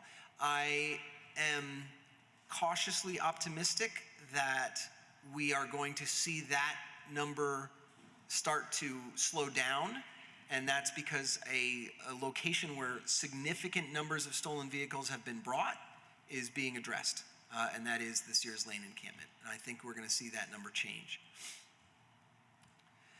These are overdose drug tips and found needles, and this is in part in a prelude to some of the things that are going to be discussed in the next agenda item. I think that what we see is real increases in found needles. We see real increases in overdose, obviously, and then those found needles reports are through See-Click-Fix. So that data is purely from See-Click-Fix for found needles. For drug tips, those are drug tips that come in to us through the same kind of portal as the citizen complaints that you all see, but they come in as a drug tip, and we've obviously seen a real uptick in those. over the past 2 years, and overdoses are, as we know, we respond to overdoses. Those are not fatal overdoses. I believe that I don't know the total number of fatal overdoses for Chittenden County. We don't, it tracks it's difficult to track, and this is something that CompStat has had challenges with in the past as well. I believe that as of June or July, there had been 25 fatal overdoses in Chittenden County. But we have had, as you see there, a great number of overdoses here in Burlington just year to date. Now we can talk a little bit about hiring and where we go. So some of those challenges that we've seen on those other pages are driven by an inability to address them the same way that we have in the past, owing to staffing challenges. And so that's our next challenge. Our next challenge, and it's going to be one that's going to occupy us as a community for the next several years, is getting back to a posture where we have the correct mix of officers and unsworn personnel who nevertheless have a public safety role in order to address the challenges that our community has. This is our sworn hiring from July of 1996 through October of 2021. The total number brought in, the total number who are still employed, those who are separated, the percentage that's separated at the Vermont Police Academy or field training level, percentages of males, females, and then by demographic, by race. Next, please. This is from 2015 to 2021. Currently, this is about as far back as I can go, because until I can go back farther than 1996 with hires, I can't adequately determine how many people were leaving or coming in any given year. And so this is about as far back as we can currently go with regard to being able to balance these two columns out of in and out. And then the net change on that far right column. Until just a few weeks ago, we were at 0 in the 2021 in column, right? We just hired our first officer at the beginning of October. That officer began at the Vermont Police Academy yesterday. That's a huge, new step for us. That hire occurred before the changing of the cap, because we had fallen below even the 74 by quite a bit. We had fallen below that number. And so we were able to onboard an officer, actually a person who had been a street outreach worker and came to us from the street outreach team. We also, unfortunately, took another street outreach worker to be a community support liaison, one of our CSLs of the 3 that we were able to hire, also a former member of the Howard Street Outreach team. So we have sort of robbed their Peter to pay our Paul, which is unfortunate, but I'm very happy to have these new positions on board, especially this first officer in quite some time. That's very important. But that 17 out and the 12 that preceded it without being able to equate it is really concerning, because what we see here is really a pattern of general headcount homeostasis, where we're actually able to sort of achieve an equilibrium that is maintained, and we have lost it in the past 2 years pretty severely. We lost it in 2018 too, but this is our head count, and actually this is as of November 1st, simply because each one of these dots is the head count on the 1st of a month.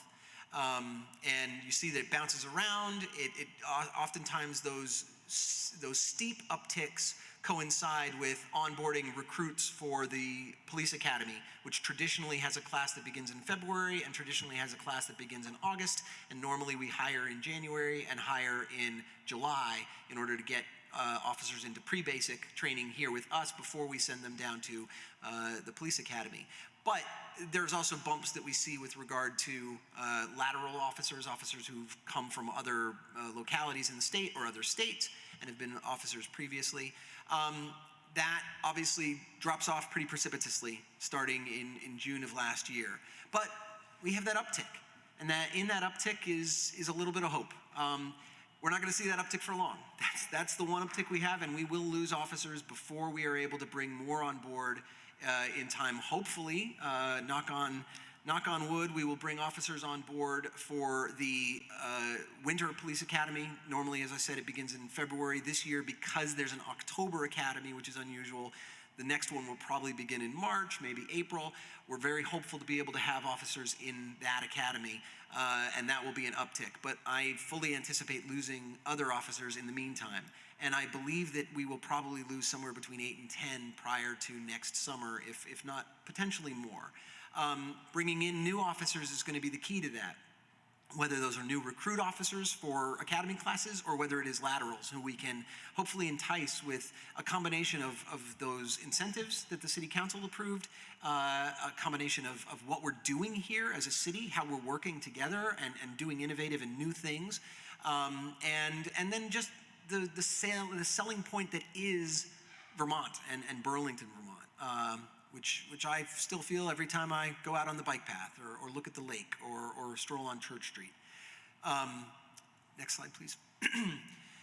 This is another picture of those demographics, and the far left column, well, the far left column is the category, but the next column in the left is the total since 1996, then is the current, and then the far right column is what BTV is with regard to these. And then we can see how we're measuring up or not measuring up to our community. I think it's got, I didn't realize it has an animation. 1, 2, 3. Just if you hit like, yep, there, thank you. Recruiting. What do we need? What do we need to recruit effectively? To recruit effectively, we need, we have a recruitment officer. She's doing a very good job. She got the new candidate in, has been instrumental in hiring 3 CSLs, 2 CSOs. We have 2 additional CSOs who are in background. We have other CSO candidates who are coming in. So we're close to being able to get the 6 that we were allotted for the first half of this fiscal year. That ends at the end of December. Will we have all 6 hired? Probably not, but we will probably have 6 identified and strongly in process by that point. We already, as I said, we do have 2 hired. She's doing a great job, that recruiting officer, but we need a professional as well. We need a professional civilian a civilian non-sworn recruitment officer with a budget who can contract with an agency to do additional work, who uses modern HR best practices, who can find us diverse candidates that comport with our future goals. And leverage community engagement to make that happen as well, so that we are getting people from this community who have roots in this community and want to be members of this police department, whether that is for CSO positions or for officer positions.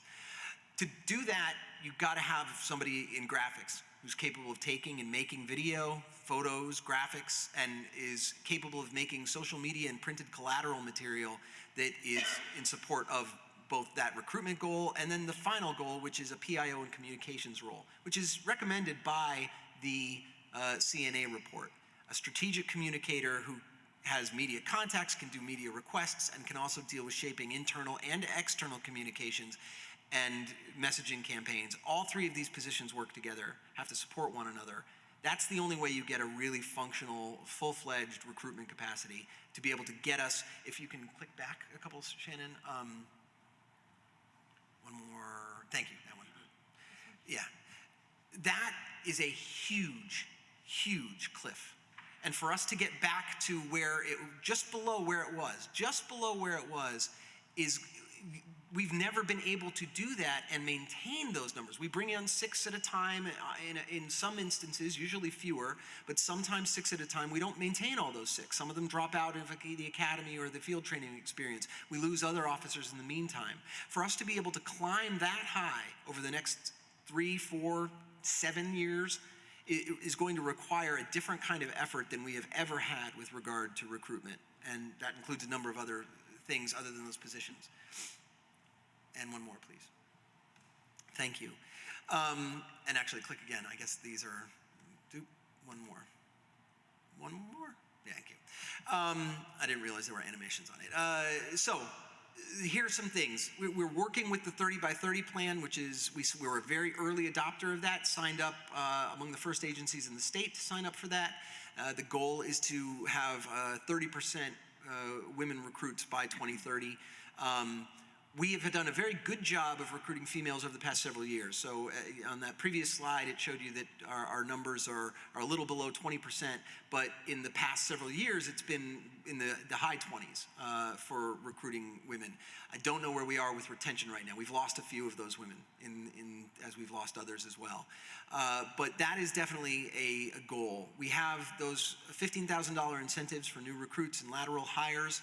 I am talking with partners like AALV. I have a meeting with the Lake Champlain Chamber of Commerce to talk about how we can leverage assistance both in the local community through AALV, in advertising, not just for the BPD, but frankly for all the agencies in Chittenden County with the Lake Champlain Chamber to try to bring in new candidates.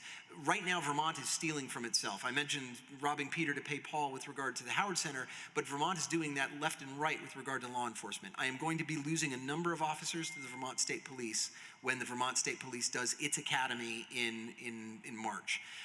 Those officers won't go through the academy again, but they'll join the new recruits of the Vermont State Police for the pre-basic that just sort of initiates them to the way in which the Vermont State Police is different from other agencies.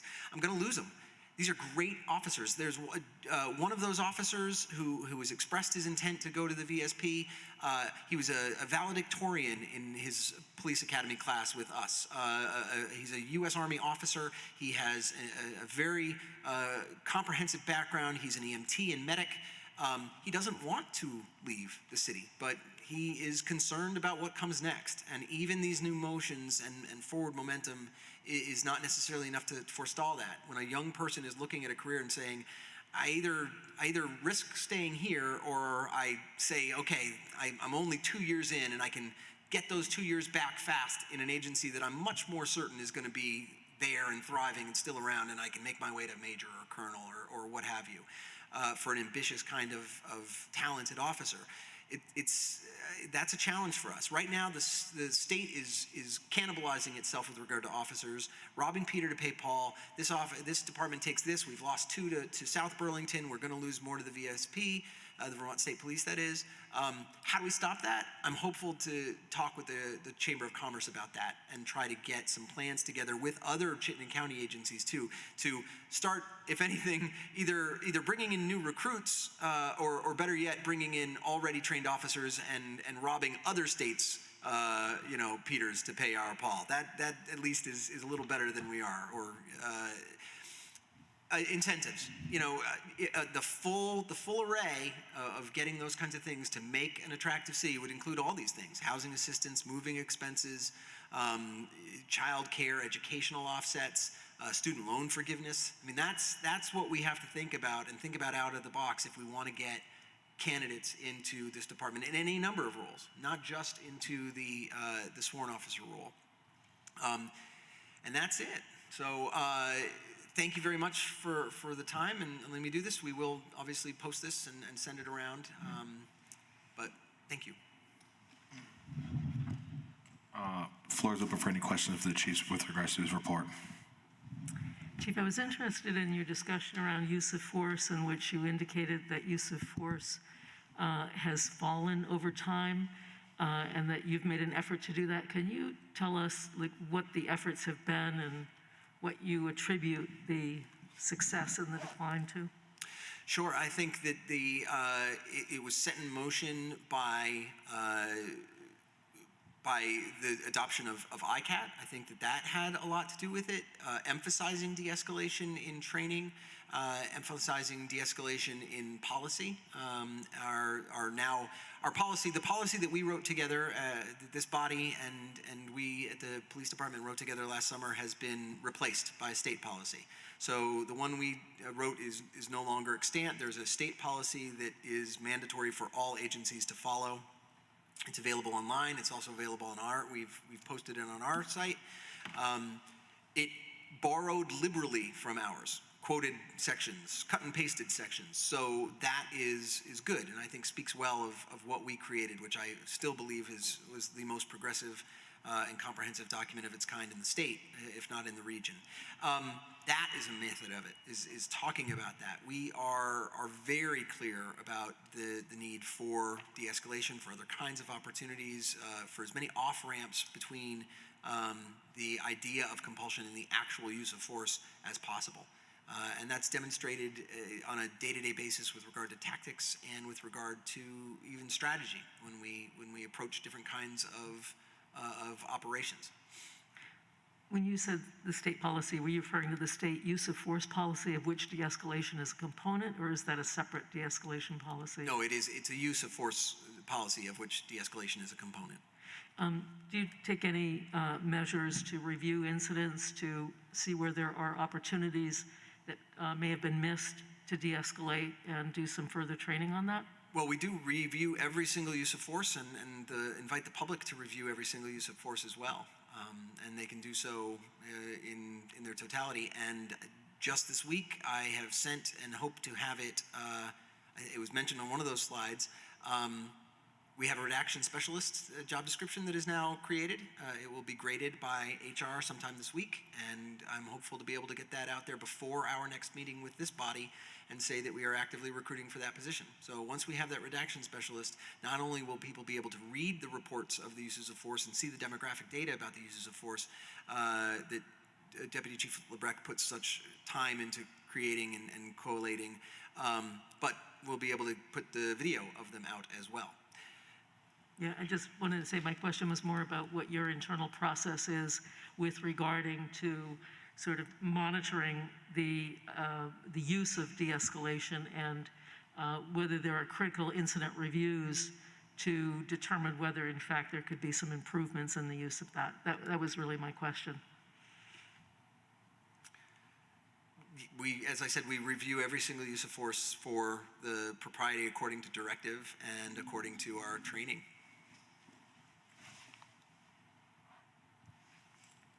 And I believe that every single incident that we've seen has involved de-escalation. I think that is something to which Deputy Chief Lebrecht, is that basically accurate? And it's noted.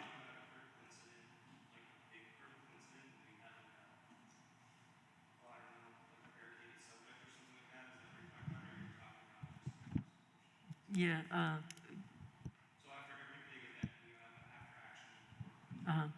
An officer involved in incident sit down, is gone through areas that need to be better. And what is it that determines whether it's a big incident, as it were? Well, barricade something will take a large amount of resources. That was your word, not mine. I'm not sure. You know, when we use force, they happen in all different instances. Mm-hmm. Critical incidents, so I was assuming that you meant like something that would draw a lot of attention.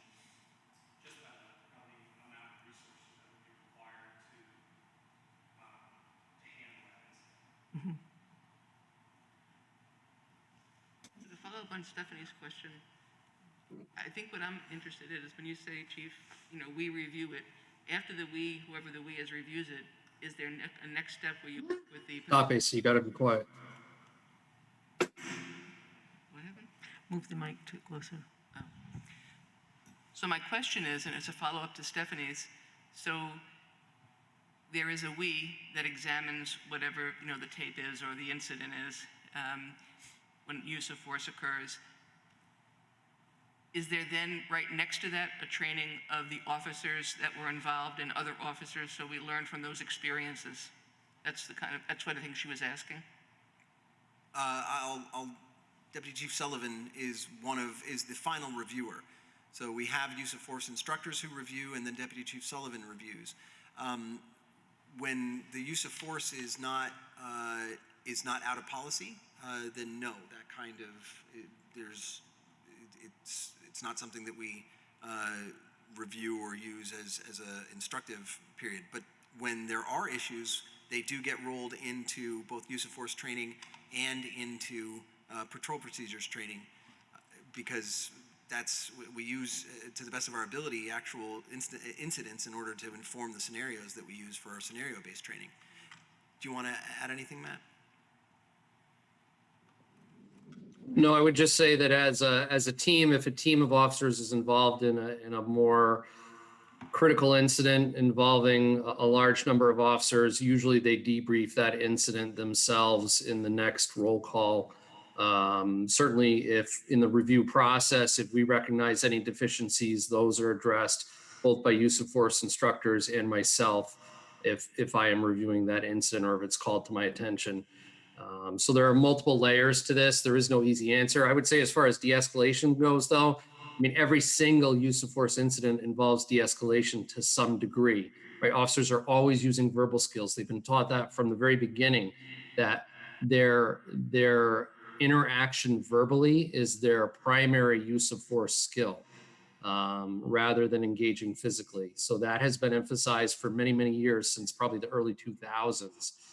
So I would, to answer that question, I would say every single incident involves a degree of de-escalation. And not only is it necessarily verbal, but also sometimes, again, there's two different types of de-escalation. There's verbal de-escalation and there's physical de-escalation. And sometimes a little bit of physical interaction goes a long way to controlling the incident and results in less force ultimately being used. So I have another question. The other question relates to the 30 by 30, which I think is really a great thing. Given the changing complexity of our community, do we have something like a 30 by 30 for our officers of color? So we don't, and there's no, to my knowledge, national organization that does that. There certainly is, there's Noble. There are other agencies that talk about ideas for that, but I think part of the issue is that every single police department is understaffed with regard to women in proportion to their population. And that's not necessarily the case for every community with regard to any number of various races. So the 30 by 30 is recognizing something that afflicts the entirety of the profession and is also something where there's a demonstrable final goal that is uniform. I don't know that there is a uniform final goal because different communities have different numbers that they're trying to seek if they are desirous of looking like the community they serve. And that certainly is BPD's goal, is we want to look like the community we serve.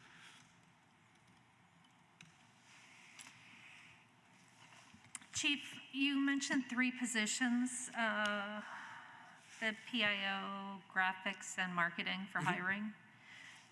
What is the status of those? Are those wish list or are those? Those are wish lists. One of them has a certain amount of, I think, momentum in a very, very inchoate new way because of the CNA report, the PIO position. The other two those are wish lists. Those are portions of a program that I put together in late 2019 called Vision 2020, which talked about an internal review of the police department that was participated in by officers of all levels, and also external partners and other department employees. Important members of our non-sworn staff were integral parts of Vision 2020.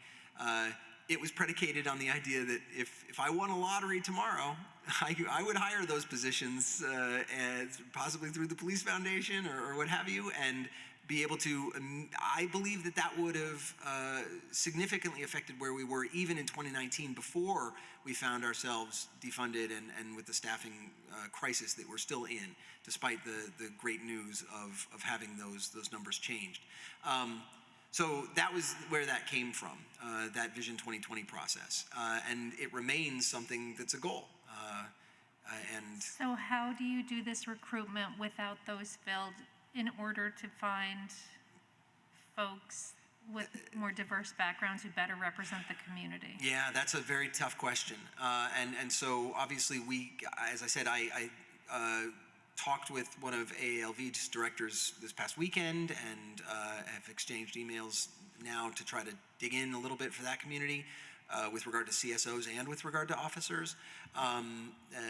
That community group, that entity to help leverage contact with parts of our community.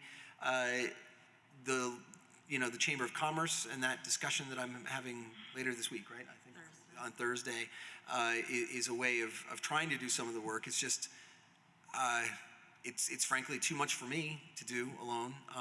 And the idea of having, those three persons who would be, one of them would be full-time dedicated to that, and the other two would be assisting with it while doing other kinds of things as well, with regard to storytelling and some of the communications efforts that other commissioners have mentioned as being necessary, is a goal, but it's a wish goal. And can the department rely on the city's HR in any respect for that to help with diversity hiring? Director Durfee has been incredibly helpful at every stage. The things that she is doing within the city government are really remarkable, and I think there's been a lot of change in the city with regard to reclassifications, with regard to roles being reevaluated, new roles. She's tremendous and puts her department at our disposal for these kinds of roles. But ultimately, no. I do think that to climb back up that cliff that we have experienced over the past 2 years in anything other than a decade is going to require something different. Thank you. Hey, Chief. You mentioned that the officer are leaving to go to Vermont State Police. As the leader of the department, how do you feel about the officers who want to leave the department because of the direction the department is heading? I'm not quite certain. You mentioned that officers, like that individual officer, you mentioned that he might go to Vermont State Police, and I guess my question is, as a leader of the department, officers are leaving because of the direction the department is heading. How do you feel about that? Well, certainly I'm not happy about that. It is it's painful to see any officer leave. Watching officers depart this department, especially those who have given long periods of time to this city. We've had detectives with more than 10 years on who have left. That's unprecedented. To have them leave both this department and in some instances the profession. Those are people who should be quote unquote pot committed in here. And what's changed that over the past 18 months has been just incredibly stressful time period. We discuss sort of trauma. I think that there's certainly trauma involved in the external conditions that have been felt very, very keenly by the men and women of the Burlington Police Department, both sworn and unsworn, because this is something that all of our unsworn employees have had to do as well. They've had to go through protest groups in order to get into their building. They've had to be able to sort of understand, to feel whether or not what parts of the community are or are not supportive. I think we're changing that now, and I'm really happy that we're changing that.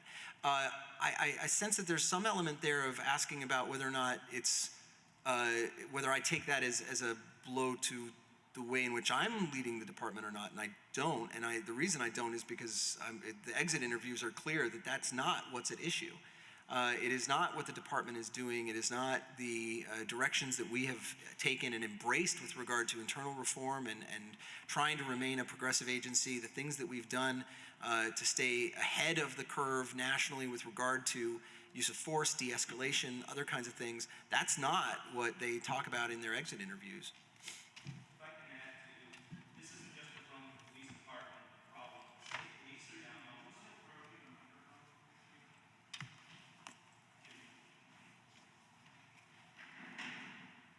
This is not just a Burlington Police Department issue. The state police themselves are down over 50 troopers. If you look in the state, and the chief has given some reports, statewide and country, in this entire country, the number of people going into police work and law enforcement is down. So we're not only battling, in the state, like basically just trading officers that are already certified, but we trying to find other officers from other states to come in, the same problem. So it's not just Burlington Police. Like, our officers look at the dwindling numbers and they realize that at some point we may have to take our detective bureau and take officers out of the detective bureau to work the road. So what future does an officer who's been there for 5 years, looking at a 25-year career, just working the road? They have no career advancement. The one thing the state police do have is sheer numbers. And so an officer going there has a much better chance of being able later on in their career to become a canine officer, work with their detective services, work with their crime scene services. So we are not that large. We don't have that luxury. Without that luxury, without that, where's my career gonna go? You know, we don't have anything. So it's not like, oh, it's a BPD thing that all these officers are leaving. It's statewide. The number of officers who've left law enforcement in this state in the last year is unprecedented in the history of the state. So it's not, I want to make that clear, it's not our department, it's like somebody's fault within the department. It is a whole multitude of different events coming together.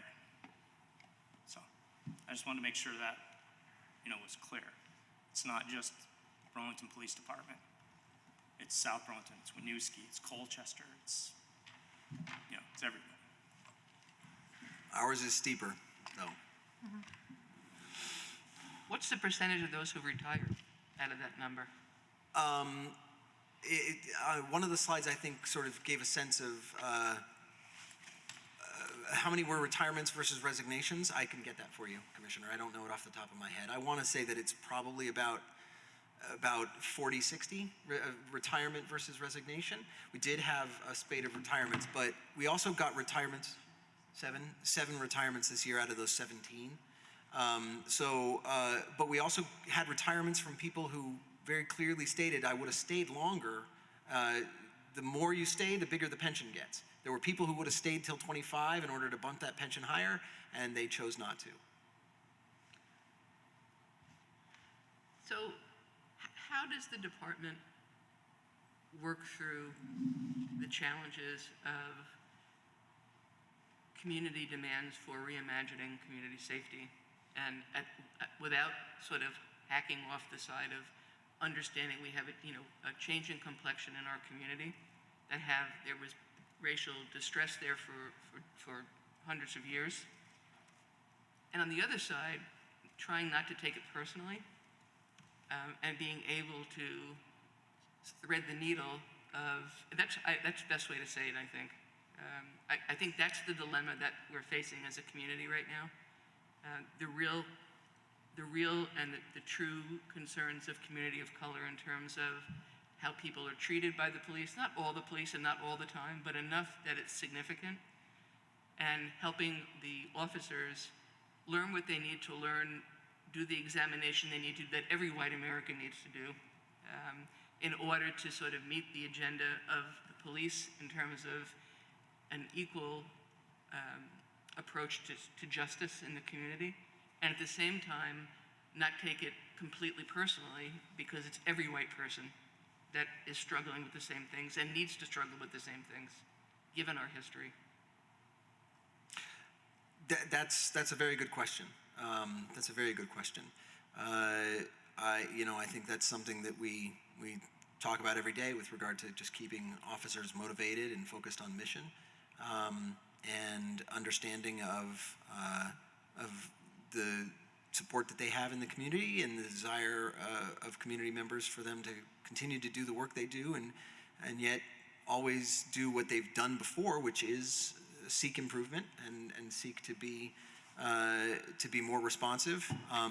But policing is a very responsive entity. It's a very responsive entity, and both here and across the country, I think that we've seen a profession that responded in a way that is not unreasonable. Vast swaths of our country said that we don't want police involved in things anymore, or as many things, and the police responded by not being as involved, and we've seen outcomes from that in places where there are fewer officers by actual headcount, such as Burlington, or in places where officers have withdrawn, but even though there wasn't literal defunding, that withdrawal has had an impact. It's had a real impact on crime across the country, particularly violent crime and homicide particularly. But how do we combat that?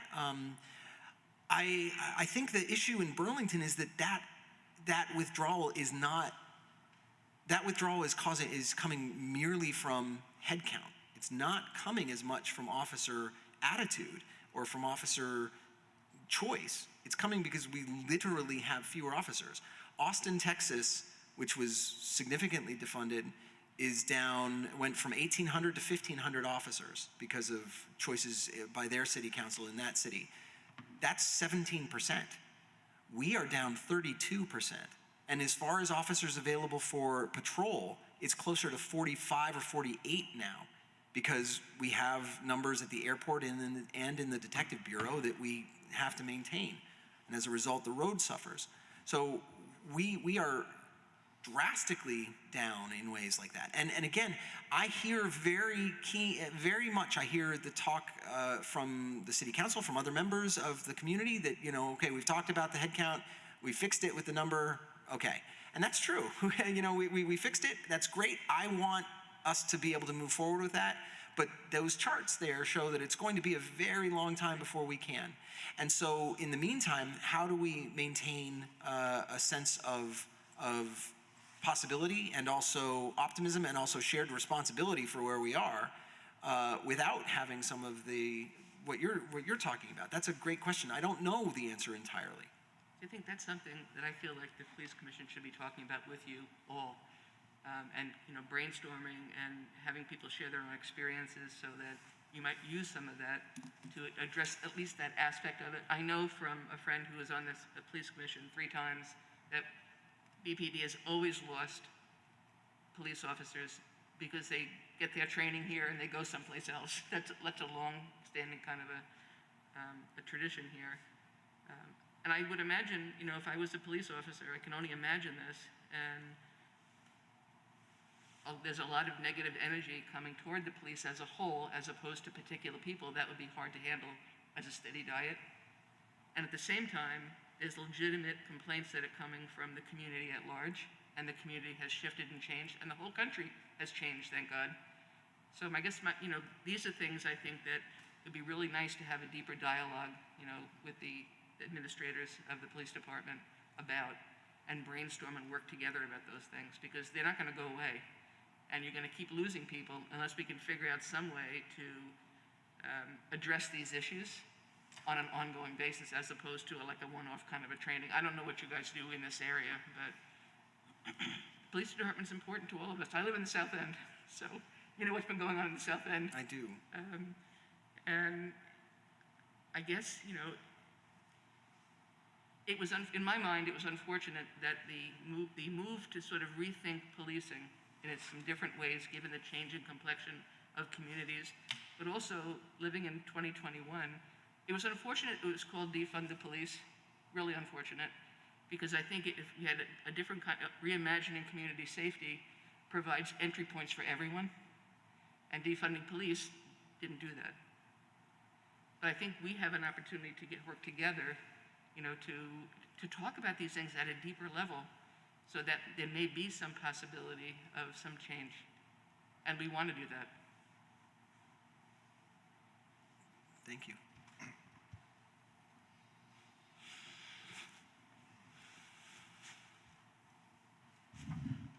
Sorry, Milo. Thank you.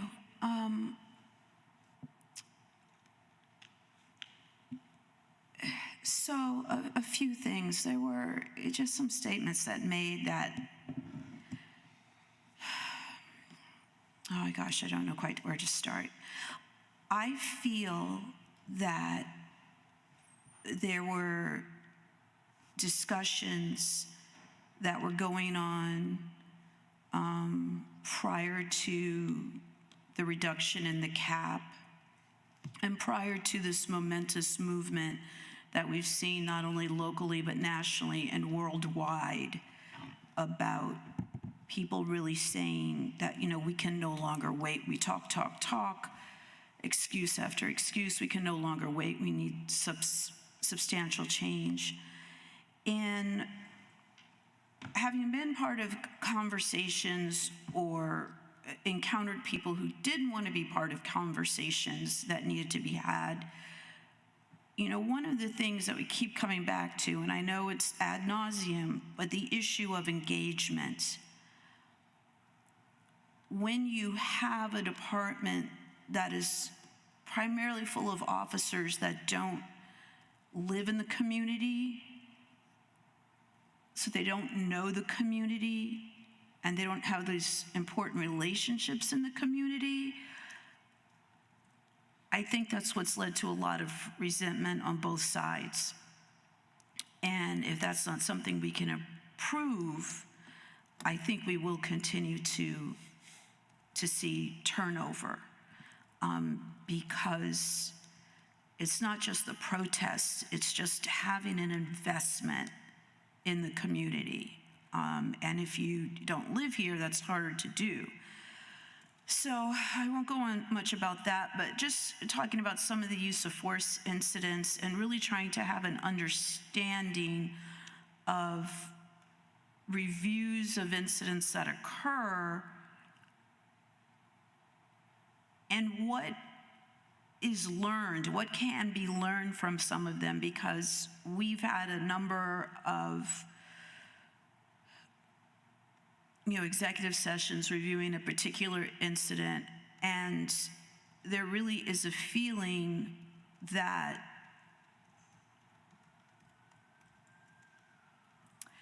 when you talk about a critical incident involving like a large number of officers or a large number of people, I guess I would have a different definition of what critical is. We've certainly seen a critical incident that didn't involve a lot of people. I feel that the department needs to move forward and be really honest about why some things are happening. And I continue to have a concern as we have to push for certain conversations to be had, for there to be frank, honest conversations. The amount of pushing, begging for empathy.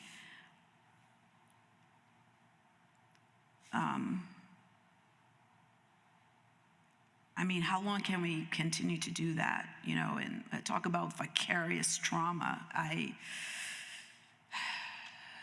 I'll just leave it at that. But these are just things that I think about a lot. Thank you.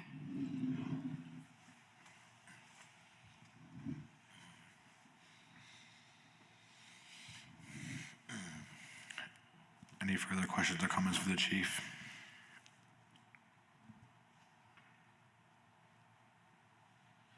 I'm not seeing any. Not seeing or hearing any. With that, we shall move on to agenda item 6.01, which is overview of narcotics operations by BPD.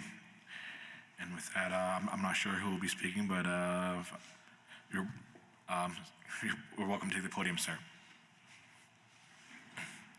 And my apologies, I don't know your name, so I can refer.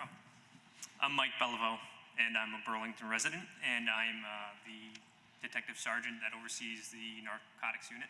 Awesome. And I've worked there since May. I guess, I don't know if you have any more to say before I start talking. No, I was just going to thank you for being here and being here with us in this capacity.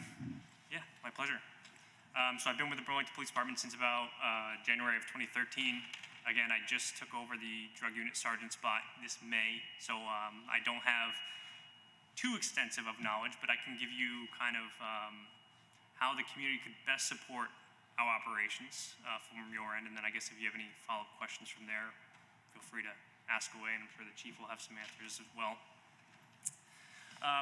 So the chief touched on the tips that have come in, and that's something that we regularly review. There's a detective that is in charge of reviewing all tips that come in through the online reporting system, as well as the tip line, which is a message system. Both are available on the police department's website. It's actually right on the main screen. You go to burlingtonpd.gov vt.gov/police, and you can see there's a drug tips submit tip online link. You click on that, it's very straightforward, and then pretty much fill in the blank, what you see, who you are. If you want to leave your name, you don't have to. You can request we call you back for more information. And then there's a phone number attached. It's 540-2420, 2420, kind of clever, I think. I don't know who thought of that, but what we ask is patience but persistence from the community. Tips are up right now. This year alone, as of today, we're at about 160 tips. For all of 2015, we're at 142, 2016, 120, 2017, 83, 2018, 41. So there's a big dip there, and now we're back up on the rise. So as of today, we're at 160 tips. I currently have one active detective. Another one's deployed, and then we do have a vacancy. Thankfully, the department has allowed a temporary assignment from patrol to assist our operations because, quite frankly, with one detective working drug cases, we're just not functional. What I ask the community is essentially see something, say something. So what we look for and what might be something that is actually easily recognized by people that live in this community is high volumes of short duration meetings, whether by cars or foot traffic, people coming and going from houses or specific hotspot areas that are short duration in nature. Be a good witness when possible. I'm not asking anyone to put themselves in harm's way or expose themselves to take a photo of somebody. However, if there is surveillance footage that exists, that's very helpful for us. We use that regularly when we can. Description of the people that you're seeing to the best of your ability, extremely helpful. To include the vehicles that people are coming and going in.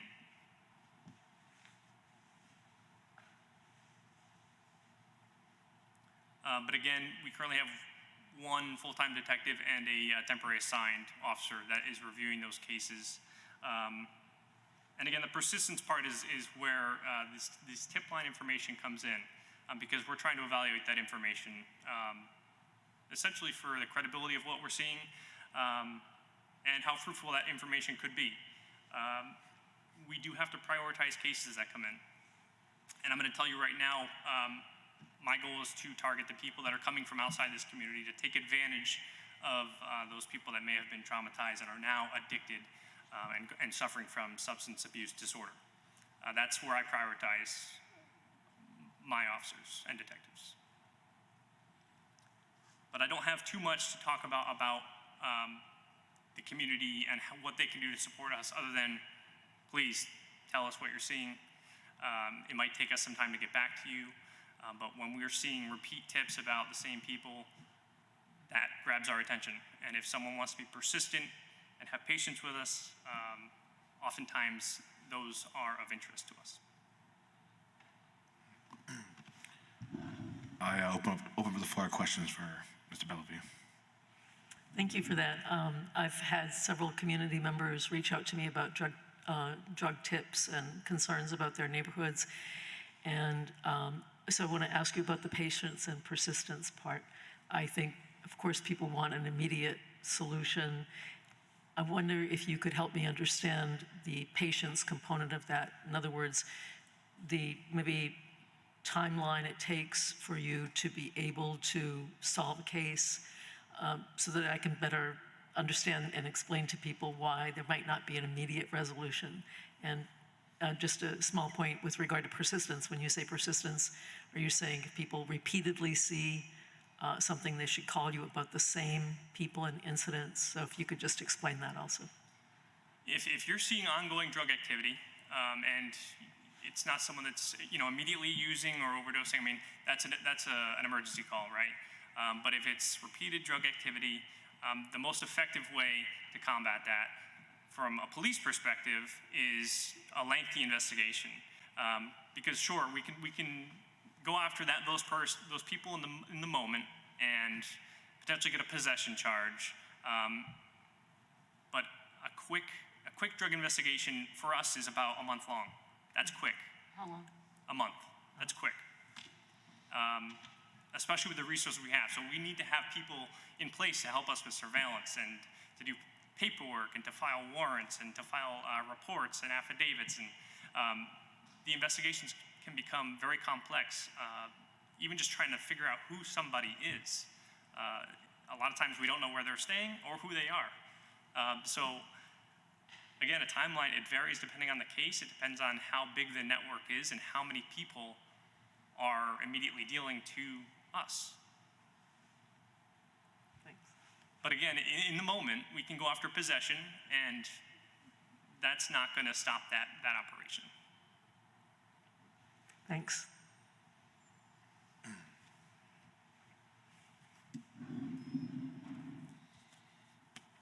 Thank you for being here. Appreciate it. Just have a couple of questions. So, I too have had some outreach from some community members about some activity that's actually been going on at a particular house for some time now, but is really starting to escalate to a different level, to a point where I think what they're describing sounds to me to be some possibly organized trafficking, because they're talking about the large amount of out-of-state vehicles that are now coming to this particular house. The hours of night these vehicles are showing up, and just some other activities that are going on. So we have this house that's very close to a school, is next door to a building that has after-school programs. And so we're subjecting a lot of children to behavior that really shouldn't become normalized for them. So I feel that there's a little bit more of an urgency with this particular location, and they have been providing a lot of information. And I guess how can, in terms of getting to a point where it's prioritized, they can do surveillance. They have a room in one of the houses where they live that looks down on all of this activity. They're planning to put in some cameras. How best, or is there any materials the department can provide to say if they organize, do a neighborhood watch where we get people willing to cover shifts so that all of 24 hours we have this constant surveillance, we're tracking all these cars, we're tracking people that are coming in and out. At what point, given the limited resources, at what level does it become, can it become a priority, or can it involve a federal investigation if can be sufficient proof to show that, hey, there might be a trafficking issue here? Like, what gets it on the map? Because it's been 3 years, and in the last year, the activity is really escalating. So are you asking me that if the community forms a neighborhood watch and builds this case against a drug dealer, at what point are we, the Burlington Police Department, going to prioritize that drug dealer? Right. Well, prioritize the location, prioritize what steps can be taken to, one of the homeowners, one of the neighbors was attacked by one of the people who came into these buildings, so they've been advised by the department to stay away. There's been some unfortunate, I think it's out of frustration for, being so short-handed. People are sometimes insulted because of where they live, right? If you live in a certain area of the town, then you should expect certain things. Someone described it to me as a certain geographical discrimination that they feel that's happening. I don't believe that's the intention, but that is the perception, and it is how people are feeling, when they work hard to pay for their homes and they pay property taxes, and wanting to have a a level of responsiveness and for calling in certain things that should be type 1 calls and not getting a response, such as someone being dragged screaming into a car, things like that are happening. So it's how long and how much information would the community members, what would they have to do? I guess I'm looking for information that gives them a solid plan to follow. And then they can say, here's what we got to help you make a case. There's not a lot of specifics. I do hear what you're saying about, being, patient and persistent, and they're certainly willing to do that. But what exactly do they need? I think I guess I need more specifics to help say, hey, this is a plan that we can make to work with the department. Sure. So the persistence, keep filing those tips. As Commissioner Seguino asked earlier, yes, I want to see tips whenever you see illegal drug activity. It depends on what kind of investigation you're looking for, though. We work with confidential informants, and they can't buy drugs from everybody, right? So if the community gives us the support and resources to do interdiction-based investigations, then that is something that we can explore. However, that is just the tip of the iceberg when you're starting a drug case. Sure. And that is even longer than a typical informant-based investigation. Thank you. And what do you mean by that when you say the statement you said the community gives you like certain resources? What support and resources? So essentially you're asking, how would I infiltrate a drug operation that an informant couldn't, because an informant can't buy from everybody? Right. It's just how it is. And the support I would be looking for is, or the resources, I need people or officers to conduct surveillance that are trained to do so. And then that would lead to a potential traffic stop. And then based on a pretext reason to stop the car, working our way into car and finding drugs, and then interviewing the person, and then potentially flipping them, and then getting them to, turning them into an informant. I mean, it's just the tip of the iceberg, so to speak. Right.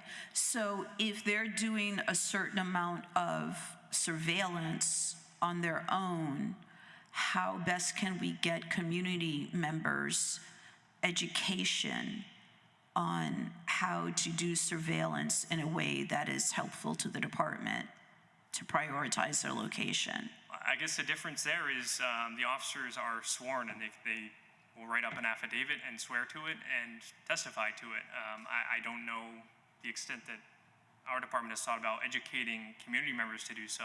I don't know if the chief has anything to add to that, but.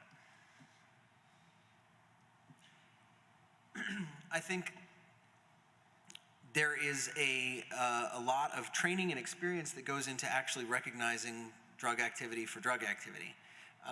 And many of the things that get sent to us by members of the community wouldn't pass muster with regard to being evidentiary. And they are indicative sometimes of long-standing frustrations that then turn things that are observed into things that they're not. We see a fair amount of that. Our threshold for what we would consider to be actionable narcotics activity is very high, and usually involves being able to actually make buys off individuals. It's not about observing what appear to be mere hand-to-hands in the street or exchange of currency for items. It's got to be much more specific than that to pass legal muster, and it normally has to be the use of an actual a transaction that we monitor the entirety of, and not merely a photograph from a window that people say this is what it shows, and maybe it does. It's certainly, they're convinced that that's what it shows, but that's not sufficient for a court case, nor is it sufficient for any kind of Fourth Amendment intrusion. And so those are the things, and I am concerned at times about encouraging tips is great. We want tips, and the sergeant's clear about that. But I'm concerned about encouraging people to undertake certain amounts of surveillance and things. I frankly think that it sometimes can encourage an unhealthy obsession in neighbors for what their other neighbors are doing. And I think that we need to be cautious about that. That's not to say that there aren't instances in which neighbors are experiencing horrible things from neighbors, or recurring conditions that are unacceptable and that become, to a certain degree, all-encompassing for them. That's the nature of quality of life issues. That quality of life issues diminish your quality of life, and they eat into it. And at some point, when you have noisy upstairs neighbors, you can't hear anything but the noisy upstairs neighbors, and you hear them every single time. And sometimes that's because they're really, really noisy upstairs neighbors, and sometimes it's because that's what has come to occupy you. And I do worry about encouraging people to sort of to really dive into that. But I also want to balance that with a recognition that we want to be responsive to our neighbors, and we also do want tips so that we can know when some location is turning into something, or when there's increased patterns of certain kinds of activity at a location. So this particular location there's real stuff going on. So it's not just, oh yeah, my neighbor is annoying and speculation. They can clearly see use. So So use isn't going to get us into a narcotics investigation. Well, that's what I'm trying to determine, Chief. What documentation does the department have or can provide that gives community members that are in this situation? So it's been happening for a while, and now it's gone to a different level. It's gone to a level now that's unacceptable for the people that live in that area, and is unacceptable for a house that's that close to a school, and once again next door to a building that has an after-school program for elementary children. It's at a different level now. So what are and they've been providing tips. Like when I talked to some people already at the department, it's like, oh yeah, like they know the house. As soon as they hear the address, and I don't want to say the address here, but if we talk afterwards and I give you the address, I'm sure you'll be like, oh yeah, you've heard of this address. So it's more or less that there's this feeling of just desperation because they can't get anything done, but they're willing to do something themselves. And they are, in addition to the cameras, they have a room that directly looks down at all the cars that are pulling up, at people that are using in the cars. What do they do? So I think we're going like, I don't want to say round and round in a circle, but what are the resources that give people information? I mean, obviously they don't want to do anything that's going to put themselves in physical danger, right? Because they've already had an incident where it got physical. But they can surveil since the department doesn't have the manpower to do that. But we would want them to surveil in a way that's useful to the department. So if you can perhaps think about that and let me know, I'd appreciate it. Can I just add something quickly? Yes, please. Sure. So I believe Sergeant Beliveau touched on this already, but really it's the information gathering that we need assistance with. In addition to the fact that these investigations require a lot of resources, my experience has been in running the drug unit many years ago that we would oftentimes require as many as 5 officers to engage in surveillance at a bare minimum. And so it is very labor intensive. And so really, as far as community members go, what we're looking for is being very cautious about interacting with people. Because again, a lot of times if it is a major distribution, a lot of these individuals are armed because they are carrying large quantities of drugs and money, and many people are aware of that. So we would be very cautious. I would say do not interact with them directly at all. And the thing that we need is really information. So Sergeant Beliveau touched on the fact that if you can record registrations on vehicles, if you can describe the vehicles as they come and go, that is the primary information that we need. And then perhaps we can build a case at some point, resources allowing us to actually engage with this individual location.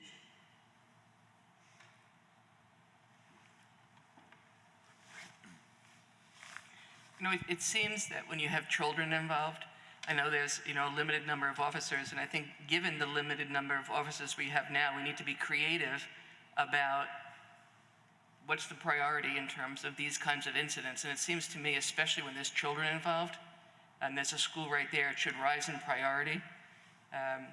Just want to make that comment. And the second comment I want to make is I was wondering if there's something on the BPD webpage that describes the kind of information very clearly that people need to give when they want to make those kind of complaints.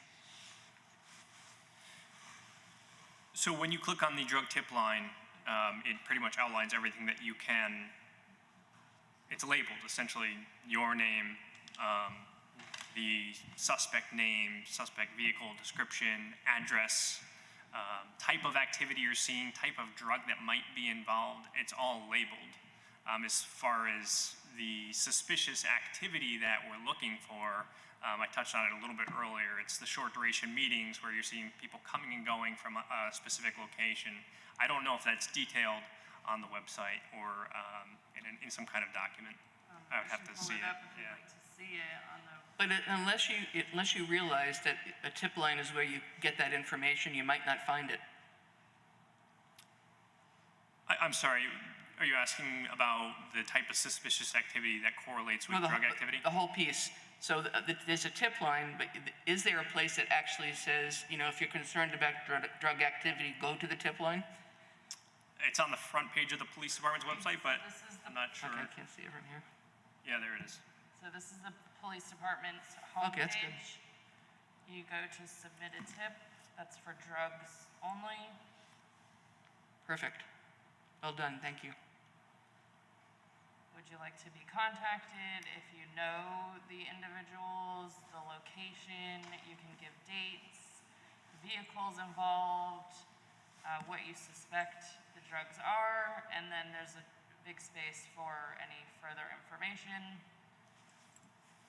Thank you, helpful. Yep. Mhm.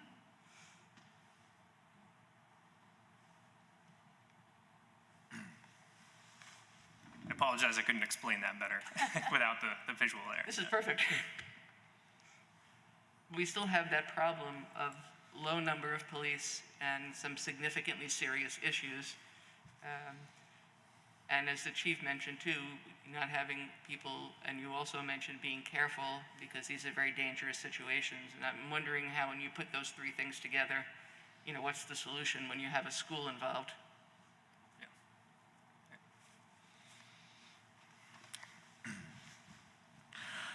Thank you for this. I was just going to bring up one thing. I used to live next to, well, I still live in the same apartment, but there was some tenants of another apartment in my building that were not great, and a whole lot of drug activity and whatnot. They were luckily evicted, but I remember one of the reasons why we didn't report anything is that because we were scared of just retaliation from them. I mean, we could hear, our walls were so thin, we could hear every single thing that was going on upstairs. And I mean, I guess my question is,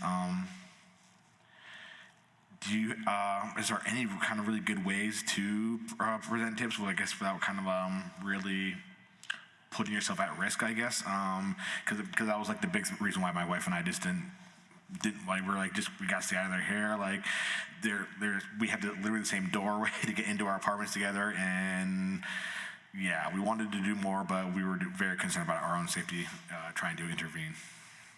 I completely understand that. This online tip form does not require a name or address. It's not linked to you in any way. Same thing with the phone number that's listed there. You don't have to leave your name. You don't have to leave your phone number. You can call in from a blocked line, and we will still document the tip. You can still request us to call you back if you wanted to have a conversation. They might ask you for your name. You don't have to provide it. Or you could even provide your name and say you want to remain anonymous, and we'll keep the tip anonymous. But yeah. Thank you.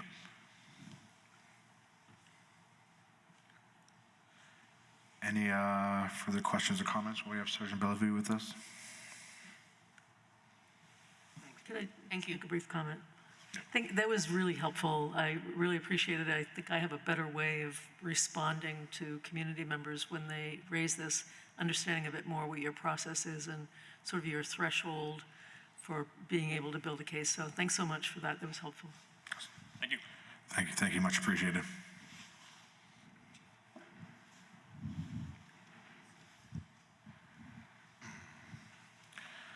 All right, moving on to agenda item 6.02, review of DD 1302, DD 1303, and DD 33. I'm actually going to make a motion that we table this discussion. Well, for a couple of reasons. One, we could easily spend an hour on each one of these department policies, and it is 8:42 as we speak, and we have a couple of, more things on the amended agenda that I think require our time right now for that. In addition to partially some other things that Brian Corver said with regards to using trauma-informed thinking when we look into these policies and how we can make them better.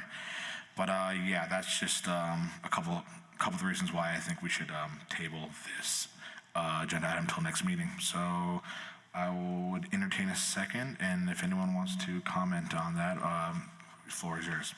I think I saw her hand up first for, is that a seconding? No. That was not, that was a comment? Okay. I'll take the second, and then I'll take the comment. So as I was reviewing the language, some of the language is pretty antiquated. I think we should talk to some folks who practice in these areas and have them have a look and just update the language so it's more current. Mm-hmm. And I will take responsibility for doing that. That would be I great. think you had a comment followed by, sorry. Yes, I agree, and I think also as part of reviewing the CNA report, which has input on some of the directives and updating some of the language and moving some of the directives, as you know, recognizing that some directives are good, but they're not directive one, so they're not a rule and things like that. It should be part of that review process as well. Thank you. I think it would also be helpful to work with NACOL. We have consulting time with them still to help us do a review of these, as well as with our attorney, Robert Appel. And so I think it would be helpful to have a process for this and a timeline. 3 may be a lot to do in 1 month, and perhaps what you want to do is assign responsibility for a particular policy for a commissioner to get input on and then bring it to the table. Makes sense to me. So do we want to talk about a timeline now?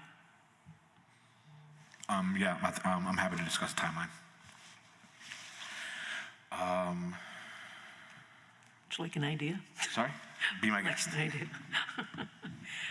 How about if we try to put one of these on the agenda for the next meeting, and for a commissioner to, perhaps Commissioner Comerford had mentioned she'd take responsibility. Maybe you could select one of these that she sees as most appropriate.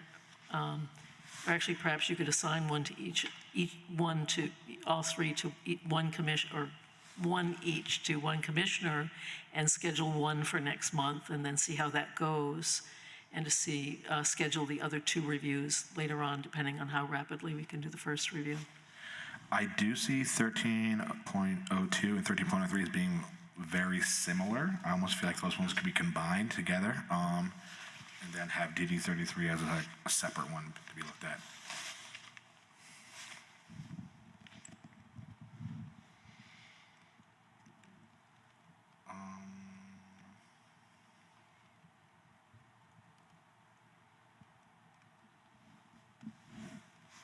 So I guess moving forward then, There's a third one though, right? I'm going to organize the first 2.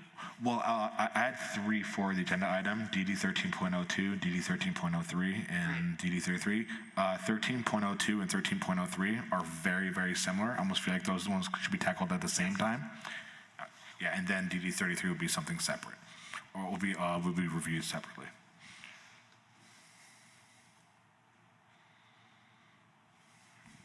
So does that mean that Susie would take the lead on 02 and 03 to discuss next month? Yes. All right. Sounds like a good idea to me. That's okay with Susie. So, okay then, I guess the motion, so I guess we have to vote on tabling this then. Susie, are you good with that, with the 2? Yeah, I think so. And absolutely reach out as well too if you need any assistance with that. I'll be happy to help. Or if it turns out that 1 month is just too aggressive, then there's nothing to say we can't put it off. I have the network in those areas to sort of, Yeah, yeah. good. But if I need help, you can be sure I'll ask. All right, I made a motion to table this till next meeting. It was seconded by Commissioner Seguino. All in favor, raise your hand or say aye. Aye. Aye. That passes unanimously. And that moves us on to the amended agenda, 6.03, which I believe was the amendment from Commissioner Grant with regards to just updating a couple things on the work policy, just adding things to it. So with that, the floor is yours. Thank you very much. I just wanted to make sure we had some things on our work plan going forward. So now that the CNA review is complete, we should start working on the next steps to review the document and have plans of action. So the first thing we really want to do is make sure that we have a meeting scheduled with the joint committee, one of which we haven't had one for a while. So we certainly would want to start there, a specific meeting with them, make that request to meet with them and have a plan of action for reviewing the CNA report and taking additional steps. The other issue that I didn't want to get lost, I would like to definitely put excited delirium on, what was thinking maybe December. Are we going to meet in December? I know sometimes around the holidays. I was hoping to have a conversation about that during 10.01, which is the next meeting agenda items. Just kind of planning out the next 2 meetings because they do fall right around the holidays. Right around the holidays, yeah, that 4th, because we do the 4th Tuesdays. Maybe we move them to the 3rd if people's schedules allow. So the excited delirium, working on just eradicating that phrase in Burlington. And I'd also like to have the fire chief attend one of our meetings because it does involve that branch of public safety when we have our EMTs, paramedics involved in when this quote unquote diagnosis, and I use that term very loosely, is made, and then it requires people to be medicated, and that leads to using certain drugs that really shouldn't be used outside of certain approved medical situations. And we are seeing nationally more and more lawsuits, and we've also seen charges brought against EMTs for their participation in a particular incident. So I think that these are things that we need to discuss, and I don't want to see that just put on the back burner. I'd like to be moving ahead with examining that topic. Thank you. And thank you for that. So what is the topic for December? Oh, we're not having a December meeting. We're postponing that for right now. No. I didn't get that far yet. I believe Milo's hoping that we add excited delirium to December. Okay. Conversation on that, and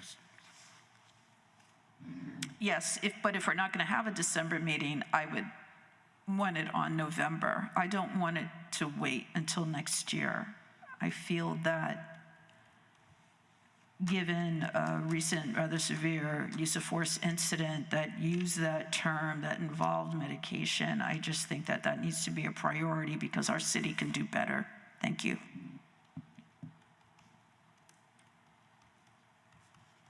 Can I ask another question? absolutely. So if we end up moving excited delirium to November, that's going to be a huge topic in and of itself. Do we then want to move the policy stuff to January? Otherwise, we're going to be here for 5 hours. Yeah, well, and we already have de-escalation listed, so we might want to bump de-escalation too, correct? I have the thing in front of me. Actually, I sent all of you the work plan in your email. Yeah, So I'm trying to keep track of what we're talking about and keep it clear. yeah. So, sorry. No, give me a guess. So I'm looking at the work plan also, and you may all recall, we sketched out some ideas, and one of them was to look at de-escalation. I think what we've been thinking about is an educational component to every meeting, and potentially that could be a half hour. If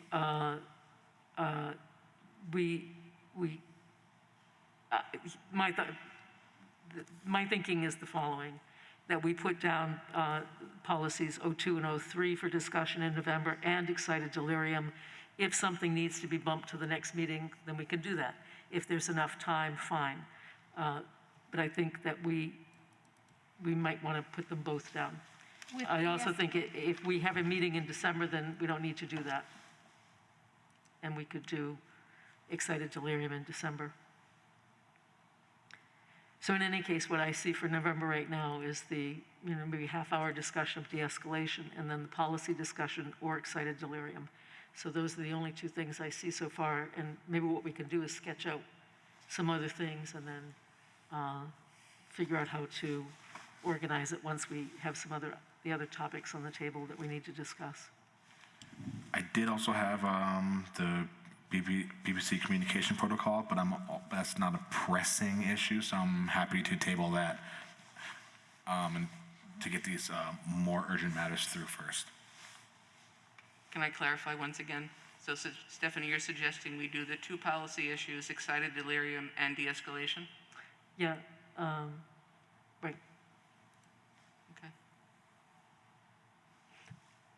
Okay. Just to say that I think the excited delirium is an important topic. That said, I think one of the things that was clarified at the last meeting is that the state level use of force policy, they've deleted reference to that, and that now, as I understand it, becomes the framework for us. So I think maybe on an educational level, important to talk about it, but in some ways, it's a moot point at this point. Would that be fair to say, Chief Murad? That is correct. But I think it does mean that we do have to talk about how to then revise our use of force policy to make it align with the state's policy. We can't revise our use of force policy. The state's policy is our use of force policy. I get it, okay. So if so the state's policy is now our use of force policy. So they've removed that term. Yes. So that means that that's not a term that our department can use anymore. And just for clarifying question, when did the state policy go into effect? October 1st. Or it's October 1st. Thank you. Is that correct, sir? It's not a term that's in the policy, so it's not a term that, I don't believe that we have used it. I think that. You have, that's how it came up. It was used in I believe that it was in the firefighter report. It was not in the police report. it was used in our use of force It was in the use of reports. force policy, that's correct. But I believe that in. It became known to us when it was used in the use of force reports that were presented to the commission. There was, I can't remember the month, but there was 1 month where it was used under 2 summaries. I believe that was from our August meeting with reference to incidents that happened in July. Okay. Yeah. Does that also hold for the fire department, do you know? What? Does what? They don't have a use of force policy. Firefighters aren't allowed to use force. No, not use of force, but excited delirium. Is this just a state police? No, it's not a state police or a police thing. It's a term used by the American College of Emergency Room Physicians, So it's a medically accepted term by the American College of Emergency Room Physicians, and because emergency room physicians are the primary point of contact and authorizers for what fire does, it is a term that firefighters and EMTs across the country do use. It is a component of their academic and professional and medical terminology. So it, in fact, by other major medical and psychiatric associations, it is not an accepted term. It is a very controversial term. Nationally is a source of numerous lawsuits, and it has very large racial disparities when used in incidents that involve use of force. It's not something that we want in our city. We can do better. So I guess I do want to have the fire chief come and talk to us. I know we're not the fire department's commission, but because the two departments do have to work together sometimes, I think it's important that they have an understanding, they really think about it, especially when it's used in combination to medicating someone, right? That's really, really serious. And then leading to the use of, we have a controversial diagnosis, which then leads to the use of a drug that does have legitimate uses in certain medical environments being used inappropriately in certain use of force incidents. I think that it's something that bears discussing, and I think it's something that we can improve on as a city. It's not something that we have to do. And I just think that's really important, because I think we could find ourselves in the same situation that some of these other communities are in, where people are getting severely hurt, where people, God forbid, they are dying, and where there's lawsuits and where there's charges being brought. These cases are unfortunately not decreasing. And why should we have our city and our people who work in public safety put themselves in that position? I understand your concern, and I think then the question becomes one of institutionally, whose responsibility, and I think what a useful thing to do would be to communicate with the chair of the Public Safety Committee, because they also oversee the fire department. That's a good and point. ask them to take this on. Carry on back to organization. So does that mean excited delirium comes off the agenda for the next meeting? I think it should. Okay. I think we're working through that right now. And my second question is, who's responsible for de-escalation? Can we finish the Okay. delirium first, and then we can go into that? So, Commissioner Grant, how would you feel about that, having that conversation with the chair of public safety to ask if they would take it on? I would feel comfortable with that. I'd still like to invite the fire chief to our meeting, because I think it's important to hash that out. If the AMA is not going to accept it, and what is the psychiatry, the World Health Organization doesn't accept it, there's just a lot more medical associations and health organizations that do not accept it and recognize the vast racial disparities that this term is associated with. I think we have to deal with that. Thank you.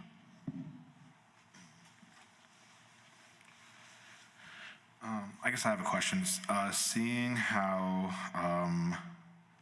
the state's force policy has omitted that, and the incidents that are referring to, and now the ones that came up in the use of force report that came out a couple months ago, predates that. Moving forward, would this not be a term used when describing uses of force?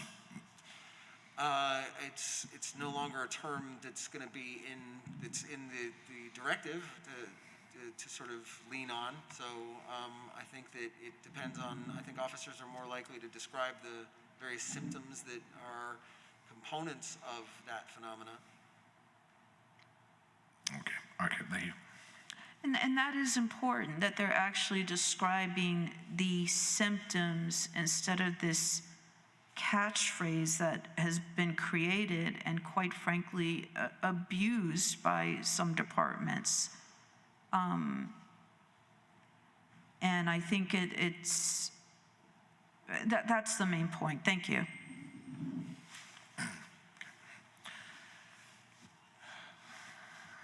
All right.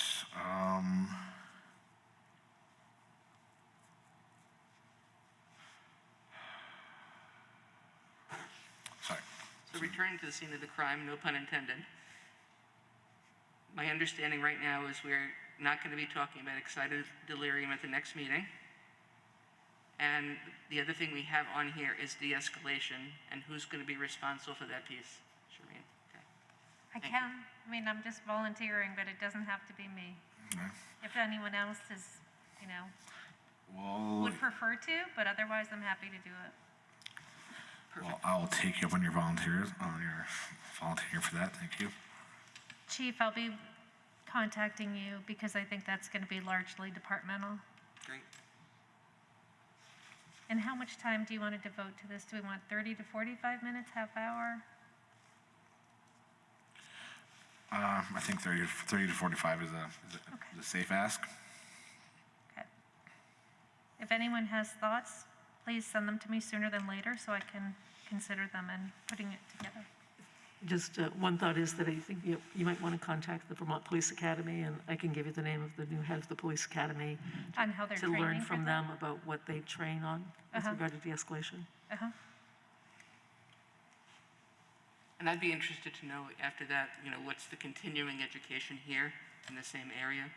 And what have been some significant shifts, if any, in the policy across time? Thank you. Thank you.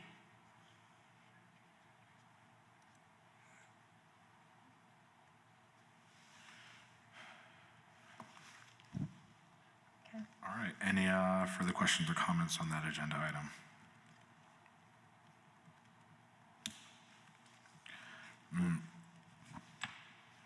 No. All right. Moving on. Actually, do you mind, I'm sorry, I feel like we kind of need to close the loop on this discussion with regard to escalated delirium. I'm trying to find a way to make everybody feel satisfied about this. And, I guess what I want to propose is sort of a compromise, and that is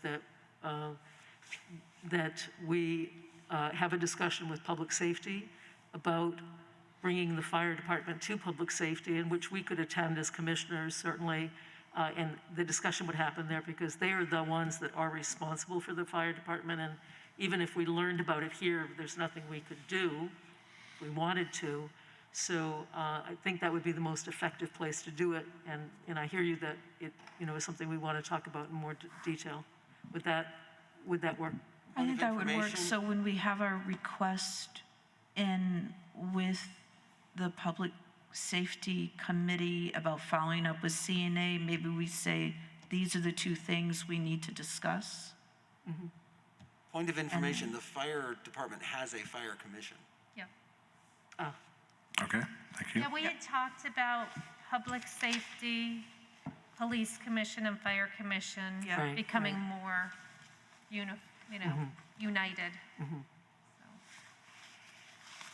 So just to clarify, are you, Commissioner Grant, are you following up with public safety on the two issues you? I was going to follow up with public safety to schedule a joint committee meeting for the CNA. With that being said, I'm happy to loop this in with them as well. Yes, please. Thank you. Could I just provide, I talked to Commissioner Councilor Hightower today about this issue because the City Council resolution a week or two ago was clear that the joint committee should meet and within a couple of months come back with some ideas on how to respond to the recommendations. And what Councilor Hightower said is that there'd be one initial meeting with the joint committee, but the resolution was amended so that it would be the Public Safety Committee with a couple of police commissioners appointed to work with them on reviewing the report. So I understand that she's going to be acting on that, and it certainly wouldn't hurt to also contact her to make sure that gets scheduled. Do we know why that change was made? I think the idea was that the joint committee, I think all of us felt was pretty was cumbersome with 11 people. And so this kind of condenses it to a working group that's manageable.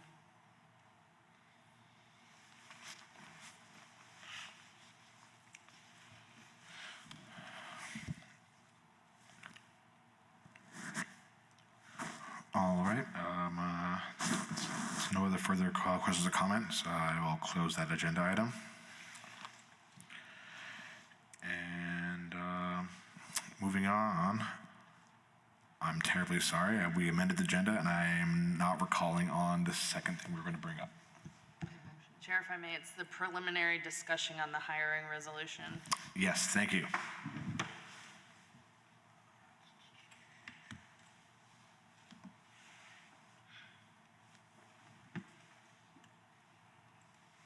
Sorry for everyone in the public. I'm just pulling up this email.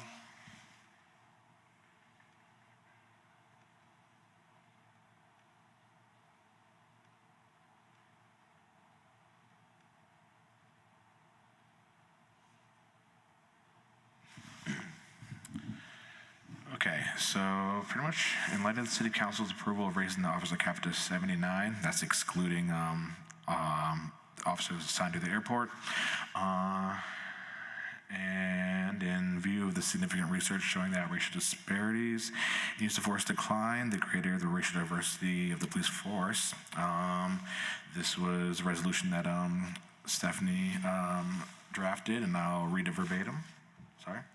You and I understood that you and Susie were sponsoring this. I mean, well, Who wrote it? I mean, you wrote it. I mean, obviously, I would kind of call that more like a city council term, like thing to sponsor it. Anywho, it's something that I do support, and I'm just going to read the motion verbatim, and we are not voting on this now, just to have a discussion about it, and then we'll put this on the agenda for next week. Be it resolved that the Burlington Police Commission recommends that the BPD work to ensure that affirmative recruitment strategy that yields a rich and racially diverse pool of applicants and hires. It is further recommended that BPD set a goal for 20% non-white applicants and hires. To this end, the Commission recommends that the BPD, working with the Commission, assemble a group of community advisors to participate in the networking effort to assure a diverse set of applicants. That group should include people with experience in affirmative recruitment and networking. We recommend this advisory committee to be established by November 15th, 2021. The Commission requests that the BPD include community members with affirmative recruitment experience and hiring committees. Experience on hiring committees. The Commission requests that the BPD report to the Commission on the racial and gender composition of applicant pools, interviews, and hires on a monthly basis until newly created slots are filled, and that the Commission requests a written response to the recommendations on the steps that the BPD will take to ensure racial diversity in its new hires. And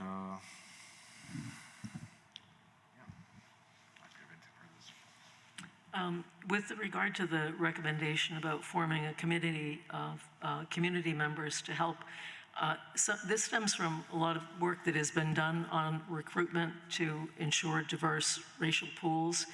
And it is clear that, first of all, I appreciate the idea of a recruitment officer. I think that's really essential, but it's not sufficient in this, or let me put it this way, that a great deal can be gained by leveraging the networks of the community of color.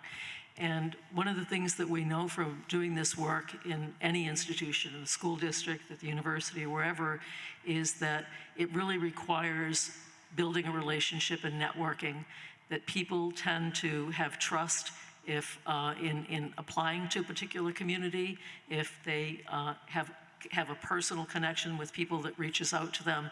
In other words, people don't frequently blindly apply to a job where they don't know anybody or know anybody in the community.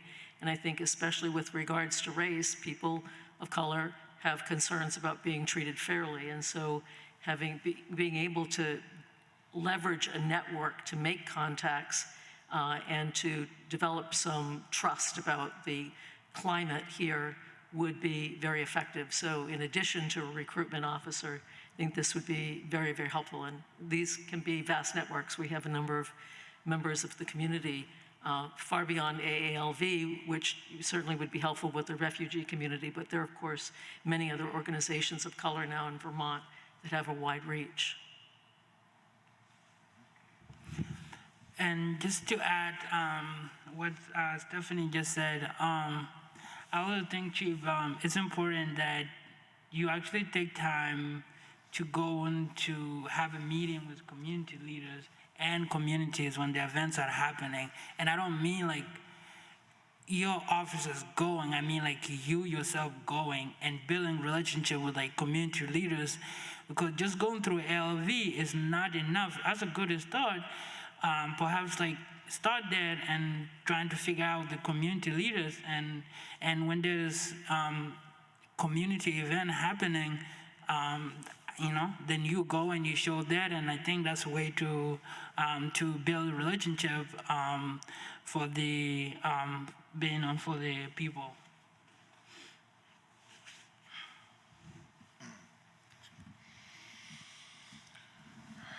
Awesome. So I emailed the language of that resolution to the commission.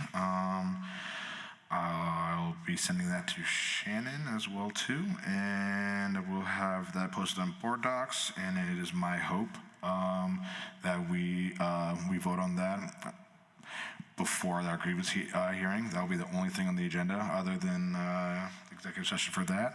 So yeah, any feedback or comments to that, I'd direct that towards Stephanie, and then we'll post that to board docs and vote on at the next meeting. I think it's an incredibly important idea that we need to move on as a community. It's very, very important. If we're really going to reimagine community policing, we have to reimagine, and we have to develop the kind of networks that you're talking about. I know UVM has done a lot of that. A lot of that has happened in the Burlington School District, and we have a lot of understanding and knowledge of how to make a rich pool, and I think we need to extend that into this community in this setting as well. Thank you for supporting that. You're speaking about the meeting on Monday then? The special meeting? Correct. Just a quick point of information for the commission, like we talked about for the mental health summit resolution, because the commission is not a city council committee, just as a reminder, when we move to a vote at the next meeting, the vote is just for the commission to agree that the commission as a whole supports and ratifies the statement, but it will need sponsorship from a city councilor or from a city council committee. So the next step in the process would be to seek out a sponsor. And so a vote to ratify and support the statement won't automatically move it to the next step of putting it before the city council. The sponsorship is the next piece. This doesn't need to be put before the city council. This is us doing our work as a civilian oversight body to advise the police department. So this is exactly what this communication is meant to do. It doesn't need the authority of the city council to do that. Okay, I'm sorry, maybe I was misunderstanding the commission's purpose then. I think it's perhaps the use of the term resolution, which is normally a special term that's used by the city council, but if this is just intended to be a statement, a joint statement of the entire commission, then it's perfectly fine to just adopt it, ratify it, and leave it as is, as a statement of the commission. I think we could call it a motion. Would that be more consistent with what you're thinking about? I think so, or just a ratified, adopted statement of the commission that everyone agrees collectively to stand behind. So if you could call it a statement, you could call it a motion. Generally implies that you're putting it before some public body or judicial body to take a particular action. I understand it's a call to action for the police department and for the community generally, but typically we don't use the term motion. I mean, it's your statement, your ratification. You can call it whatever you want. When I heard the term resolution, because it is traditionally a city council term, I thought that's where the commission was heading. So thank you for the clarification.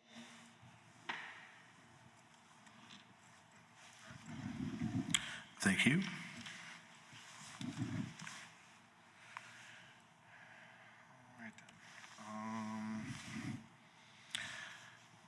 All right then, moving on. I believe that concludes the amended agenda. Chair, you have item 6.05, discuss complaint or review the complaint policy. Sorry. Thank you. All right then, I'll give the floor to you.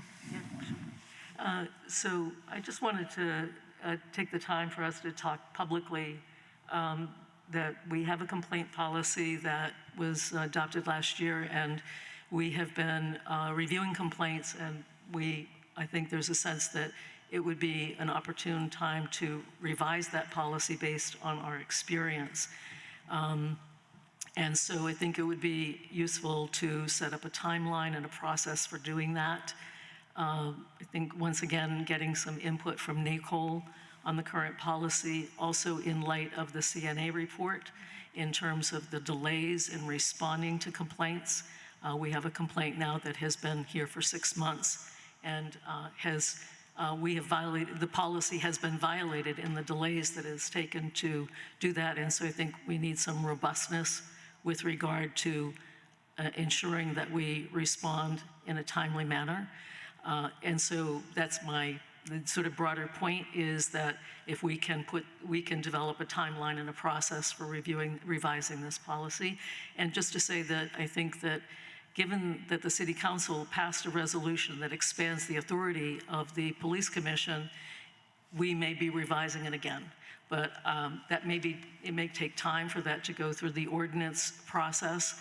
And so I think it behooves us, given what we've learned from the complaints, to work on an initial set of revisions in a variety of areas that we've seen the policy be inadequate. So I maybe would suggest, if it's okay, that Chair Gamache maybe identify a couple of commissioners to seek feedback from other commissioners on what changes need to be made, and just work on that process and getting input, and then we can put it on the agenda, hopefully at the December meeting. I can work on it. Sorry, do you just want to maybe quickly speak to that? Sorry. Yeah, I can work on it with someone. It's fine. I'm happy to take the lead and run it by folks, whatever you prefer. I'm also more than happy to help you with that too. So we'll be chatting.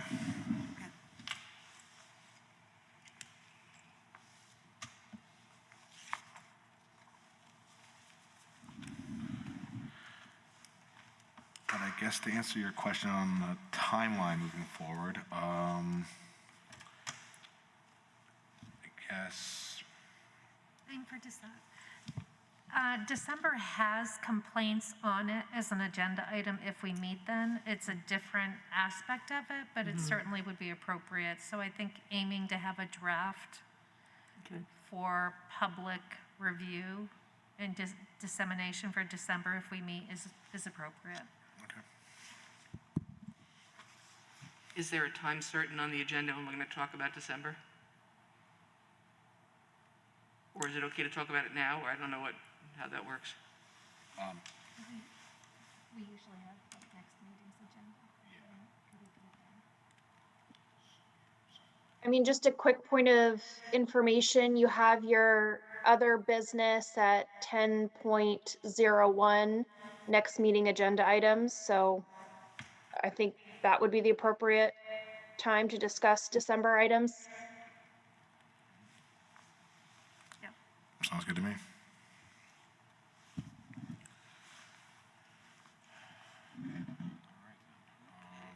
So are we, if we look at when these, I'm just going to calendar.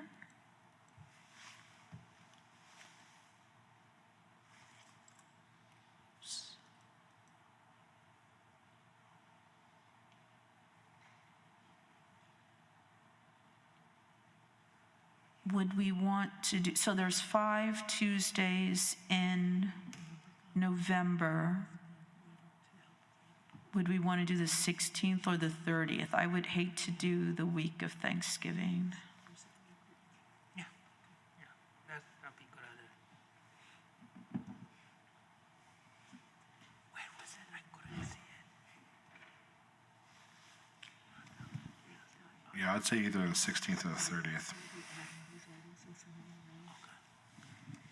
I'm sorry, point of information, this is for November's meeting, is that correct? Yes. Okay, just for your information, I will be out from the 19th of November through to December 1st. Not that that has ever stopped a meeting from happening before, but just so that you know. Noted, thank you. We need you, Shannon. There's one argument for the 16th. Yeah, that just took away my, we should meet on the 30th. By all means.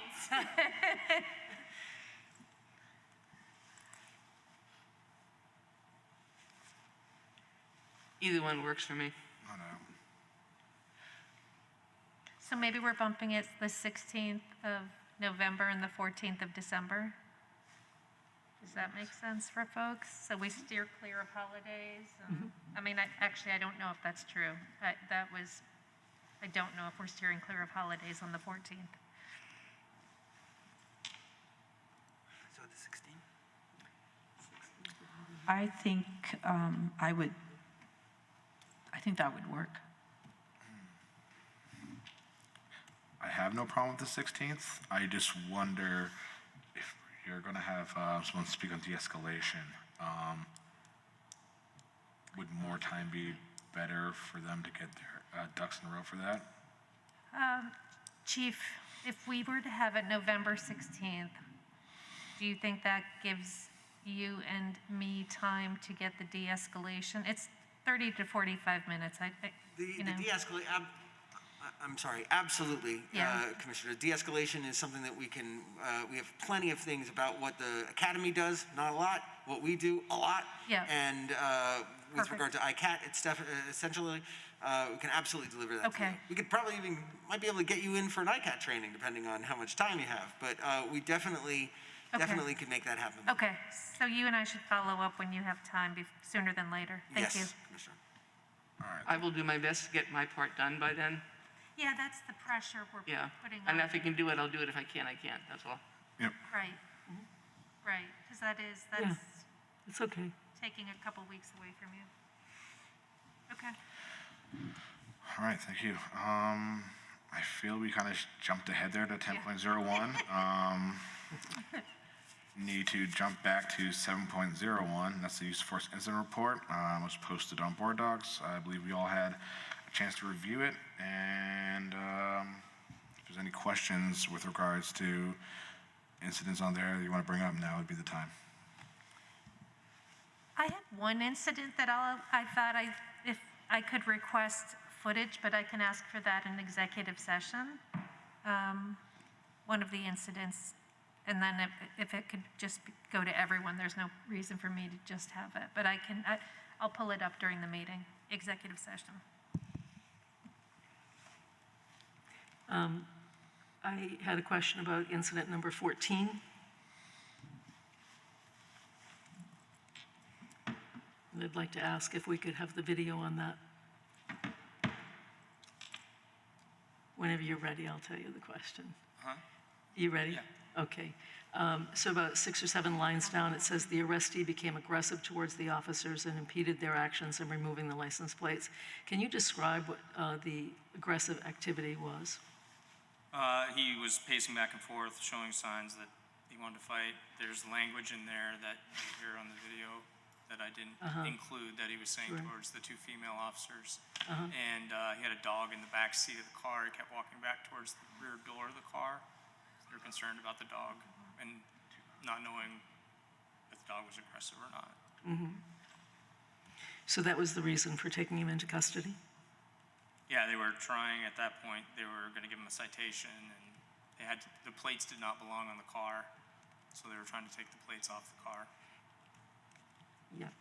So I guess, again, I was, I'll just be, if I could be perhaps more explicit, I mean, this is one of the issues around racial disparities, is that behavior is often interpreted differently. And so I'm interested when there's a discussion around disorderly conduct or aggression, which may be perceived differently depending upon the race. So I'd like to request that we all be given access to that video. And the other one would be number 3 is the one I was referencing. Sorry, I printed off the directives, but I left my copy of...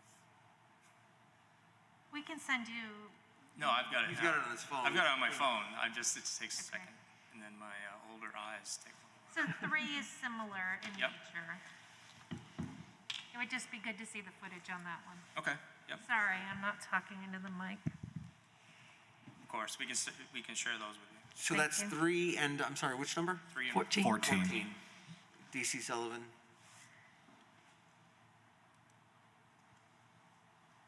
Okay, thank you. Yep.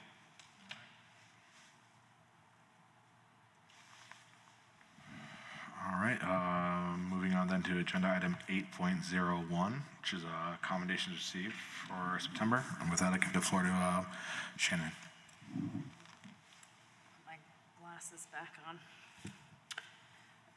So we did receive, three, Detective Bellevue was one of them, and 2 others received handwritten cards from someone that was an orphan at St. Joseph's, and was thanking them for the work that they have done and to bringing light to the situation there.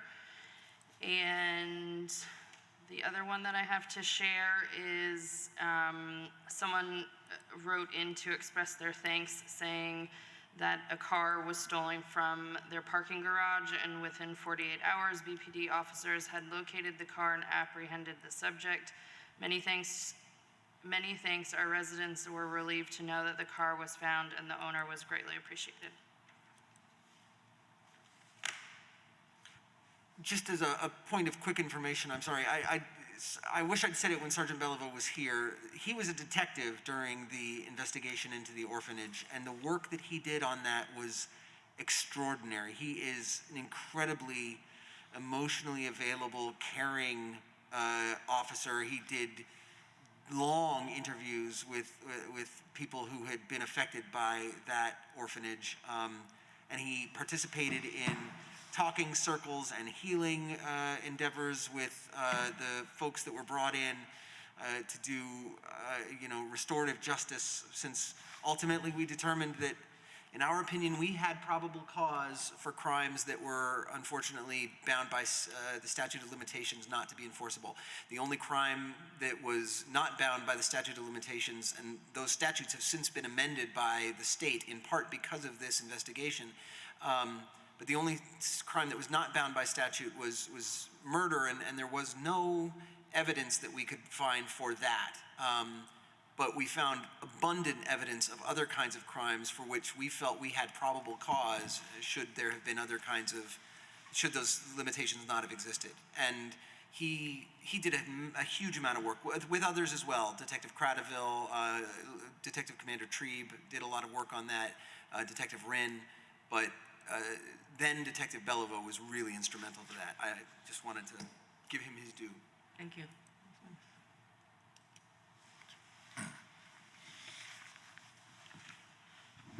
Awesome. Thank you for that. Moves us to agenda item 9.01, Commissioner updates or comments. At this point, anything you want to say? Bring it up. I sent you some information by email tonight about a local Facebook site that brings up issues around trauma on a regular basis. They have some really good articles there, so I'm letting you know that was there. Thank you for that. Just a quick thought. I was just processing the discussion we had about trauma tonight, which I thought was really helpful, and I'm actually thinking that might be, I think we would want to follow up on that, whether it's with the chief to talk about trauma training or what we might do as trauma training ourselves and so forth.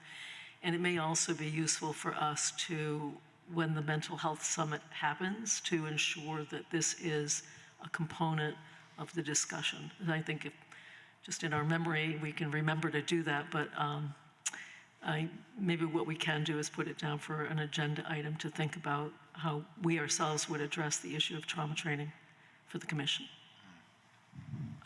There's a lot, I realize, going on in maybe December or January meeting. I think if it gets too far out, we will have forgotten. So I think we'd want to do it sooner rather than later. Maybe even at the November meeting, especially if we don't think, if policies might not be ready then, but maybe just a 15-minute discussion in November.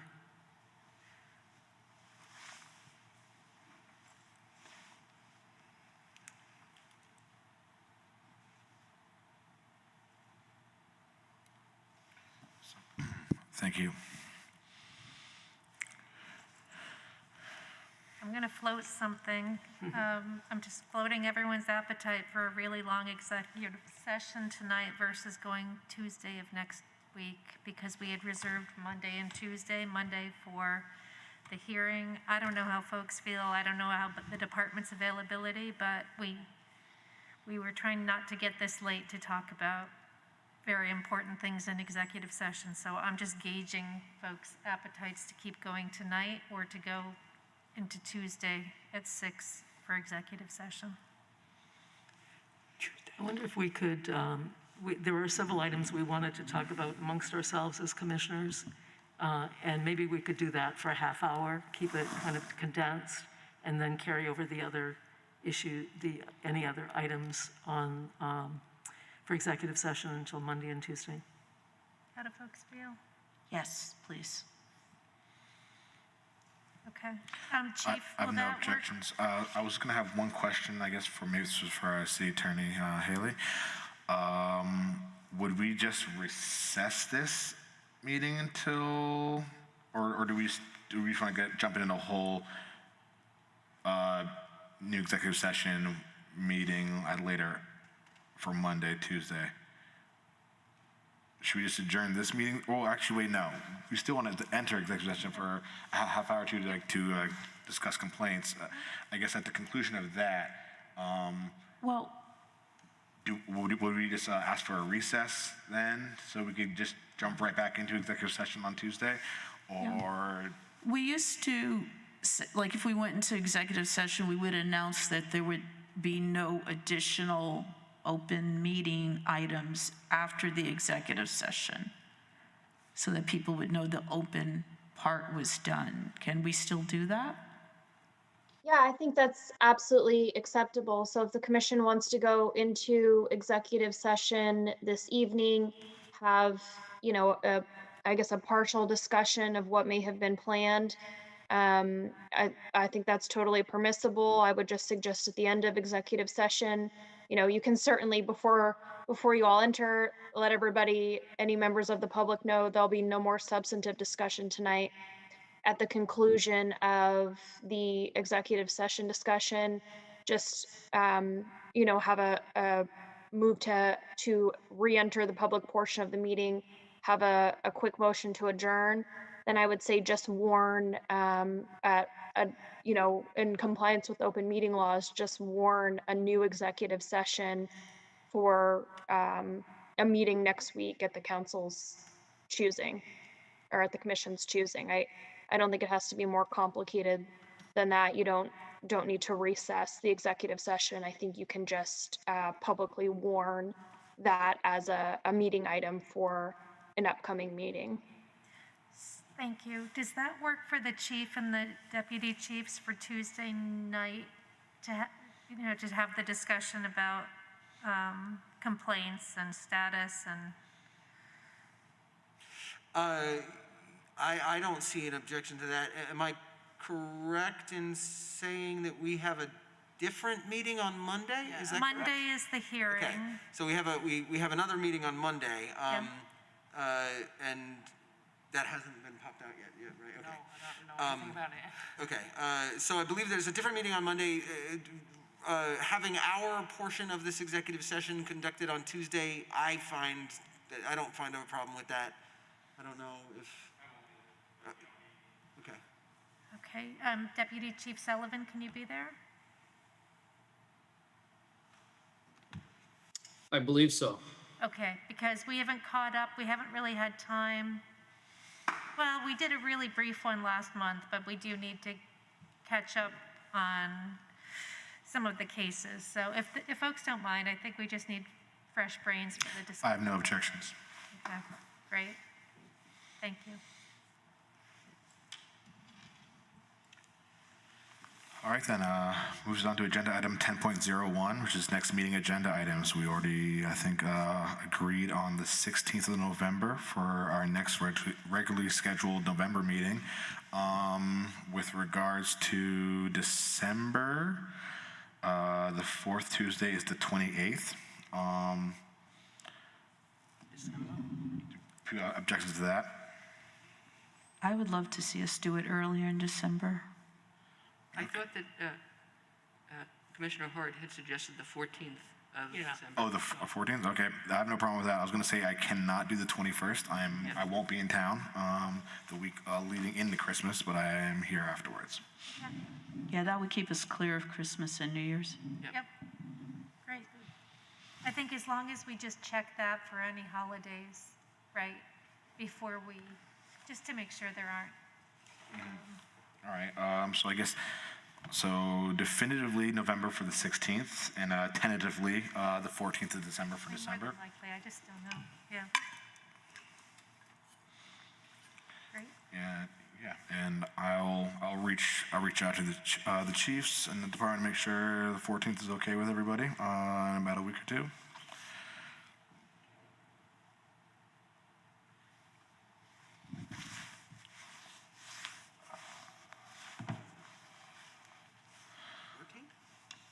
December. Okay, all good. Awesome. With that then, I motion that we enter executive session per 1 VSA 3.13A4 and B. Sorry, Haley, if I butchered that, but I think that was the provision to enter. Yep, I think that's great. I might just state the your general purpose for entering executive session, for example, to discuss disciplinary actions or for some other reason, but I would just briefly state why you're going into executive session generally. Yeah, and we'll be entering executive session to discuss disciplinary actions and/or complaints. A second. Seconded by Commissioner Hart. All in favor, raise your hand or say aye. Aye. That passes unanimously. It is 9:40 p.m., Tuesday the 26th, 2021. And I say we reconvene in, let's say, 9:47 so we can all use the bathroom. And I'll see everybody downstairs at the Sharon Busher conference room. And, everyone in public that joined in, thank you very much. At the conclusion of executive session, we'll be taking no votes and we'll be done. So everyone have a great night and we'll see you soon. Thank you.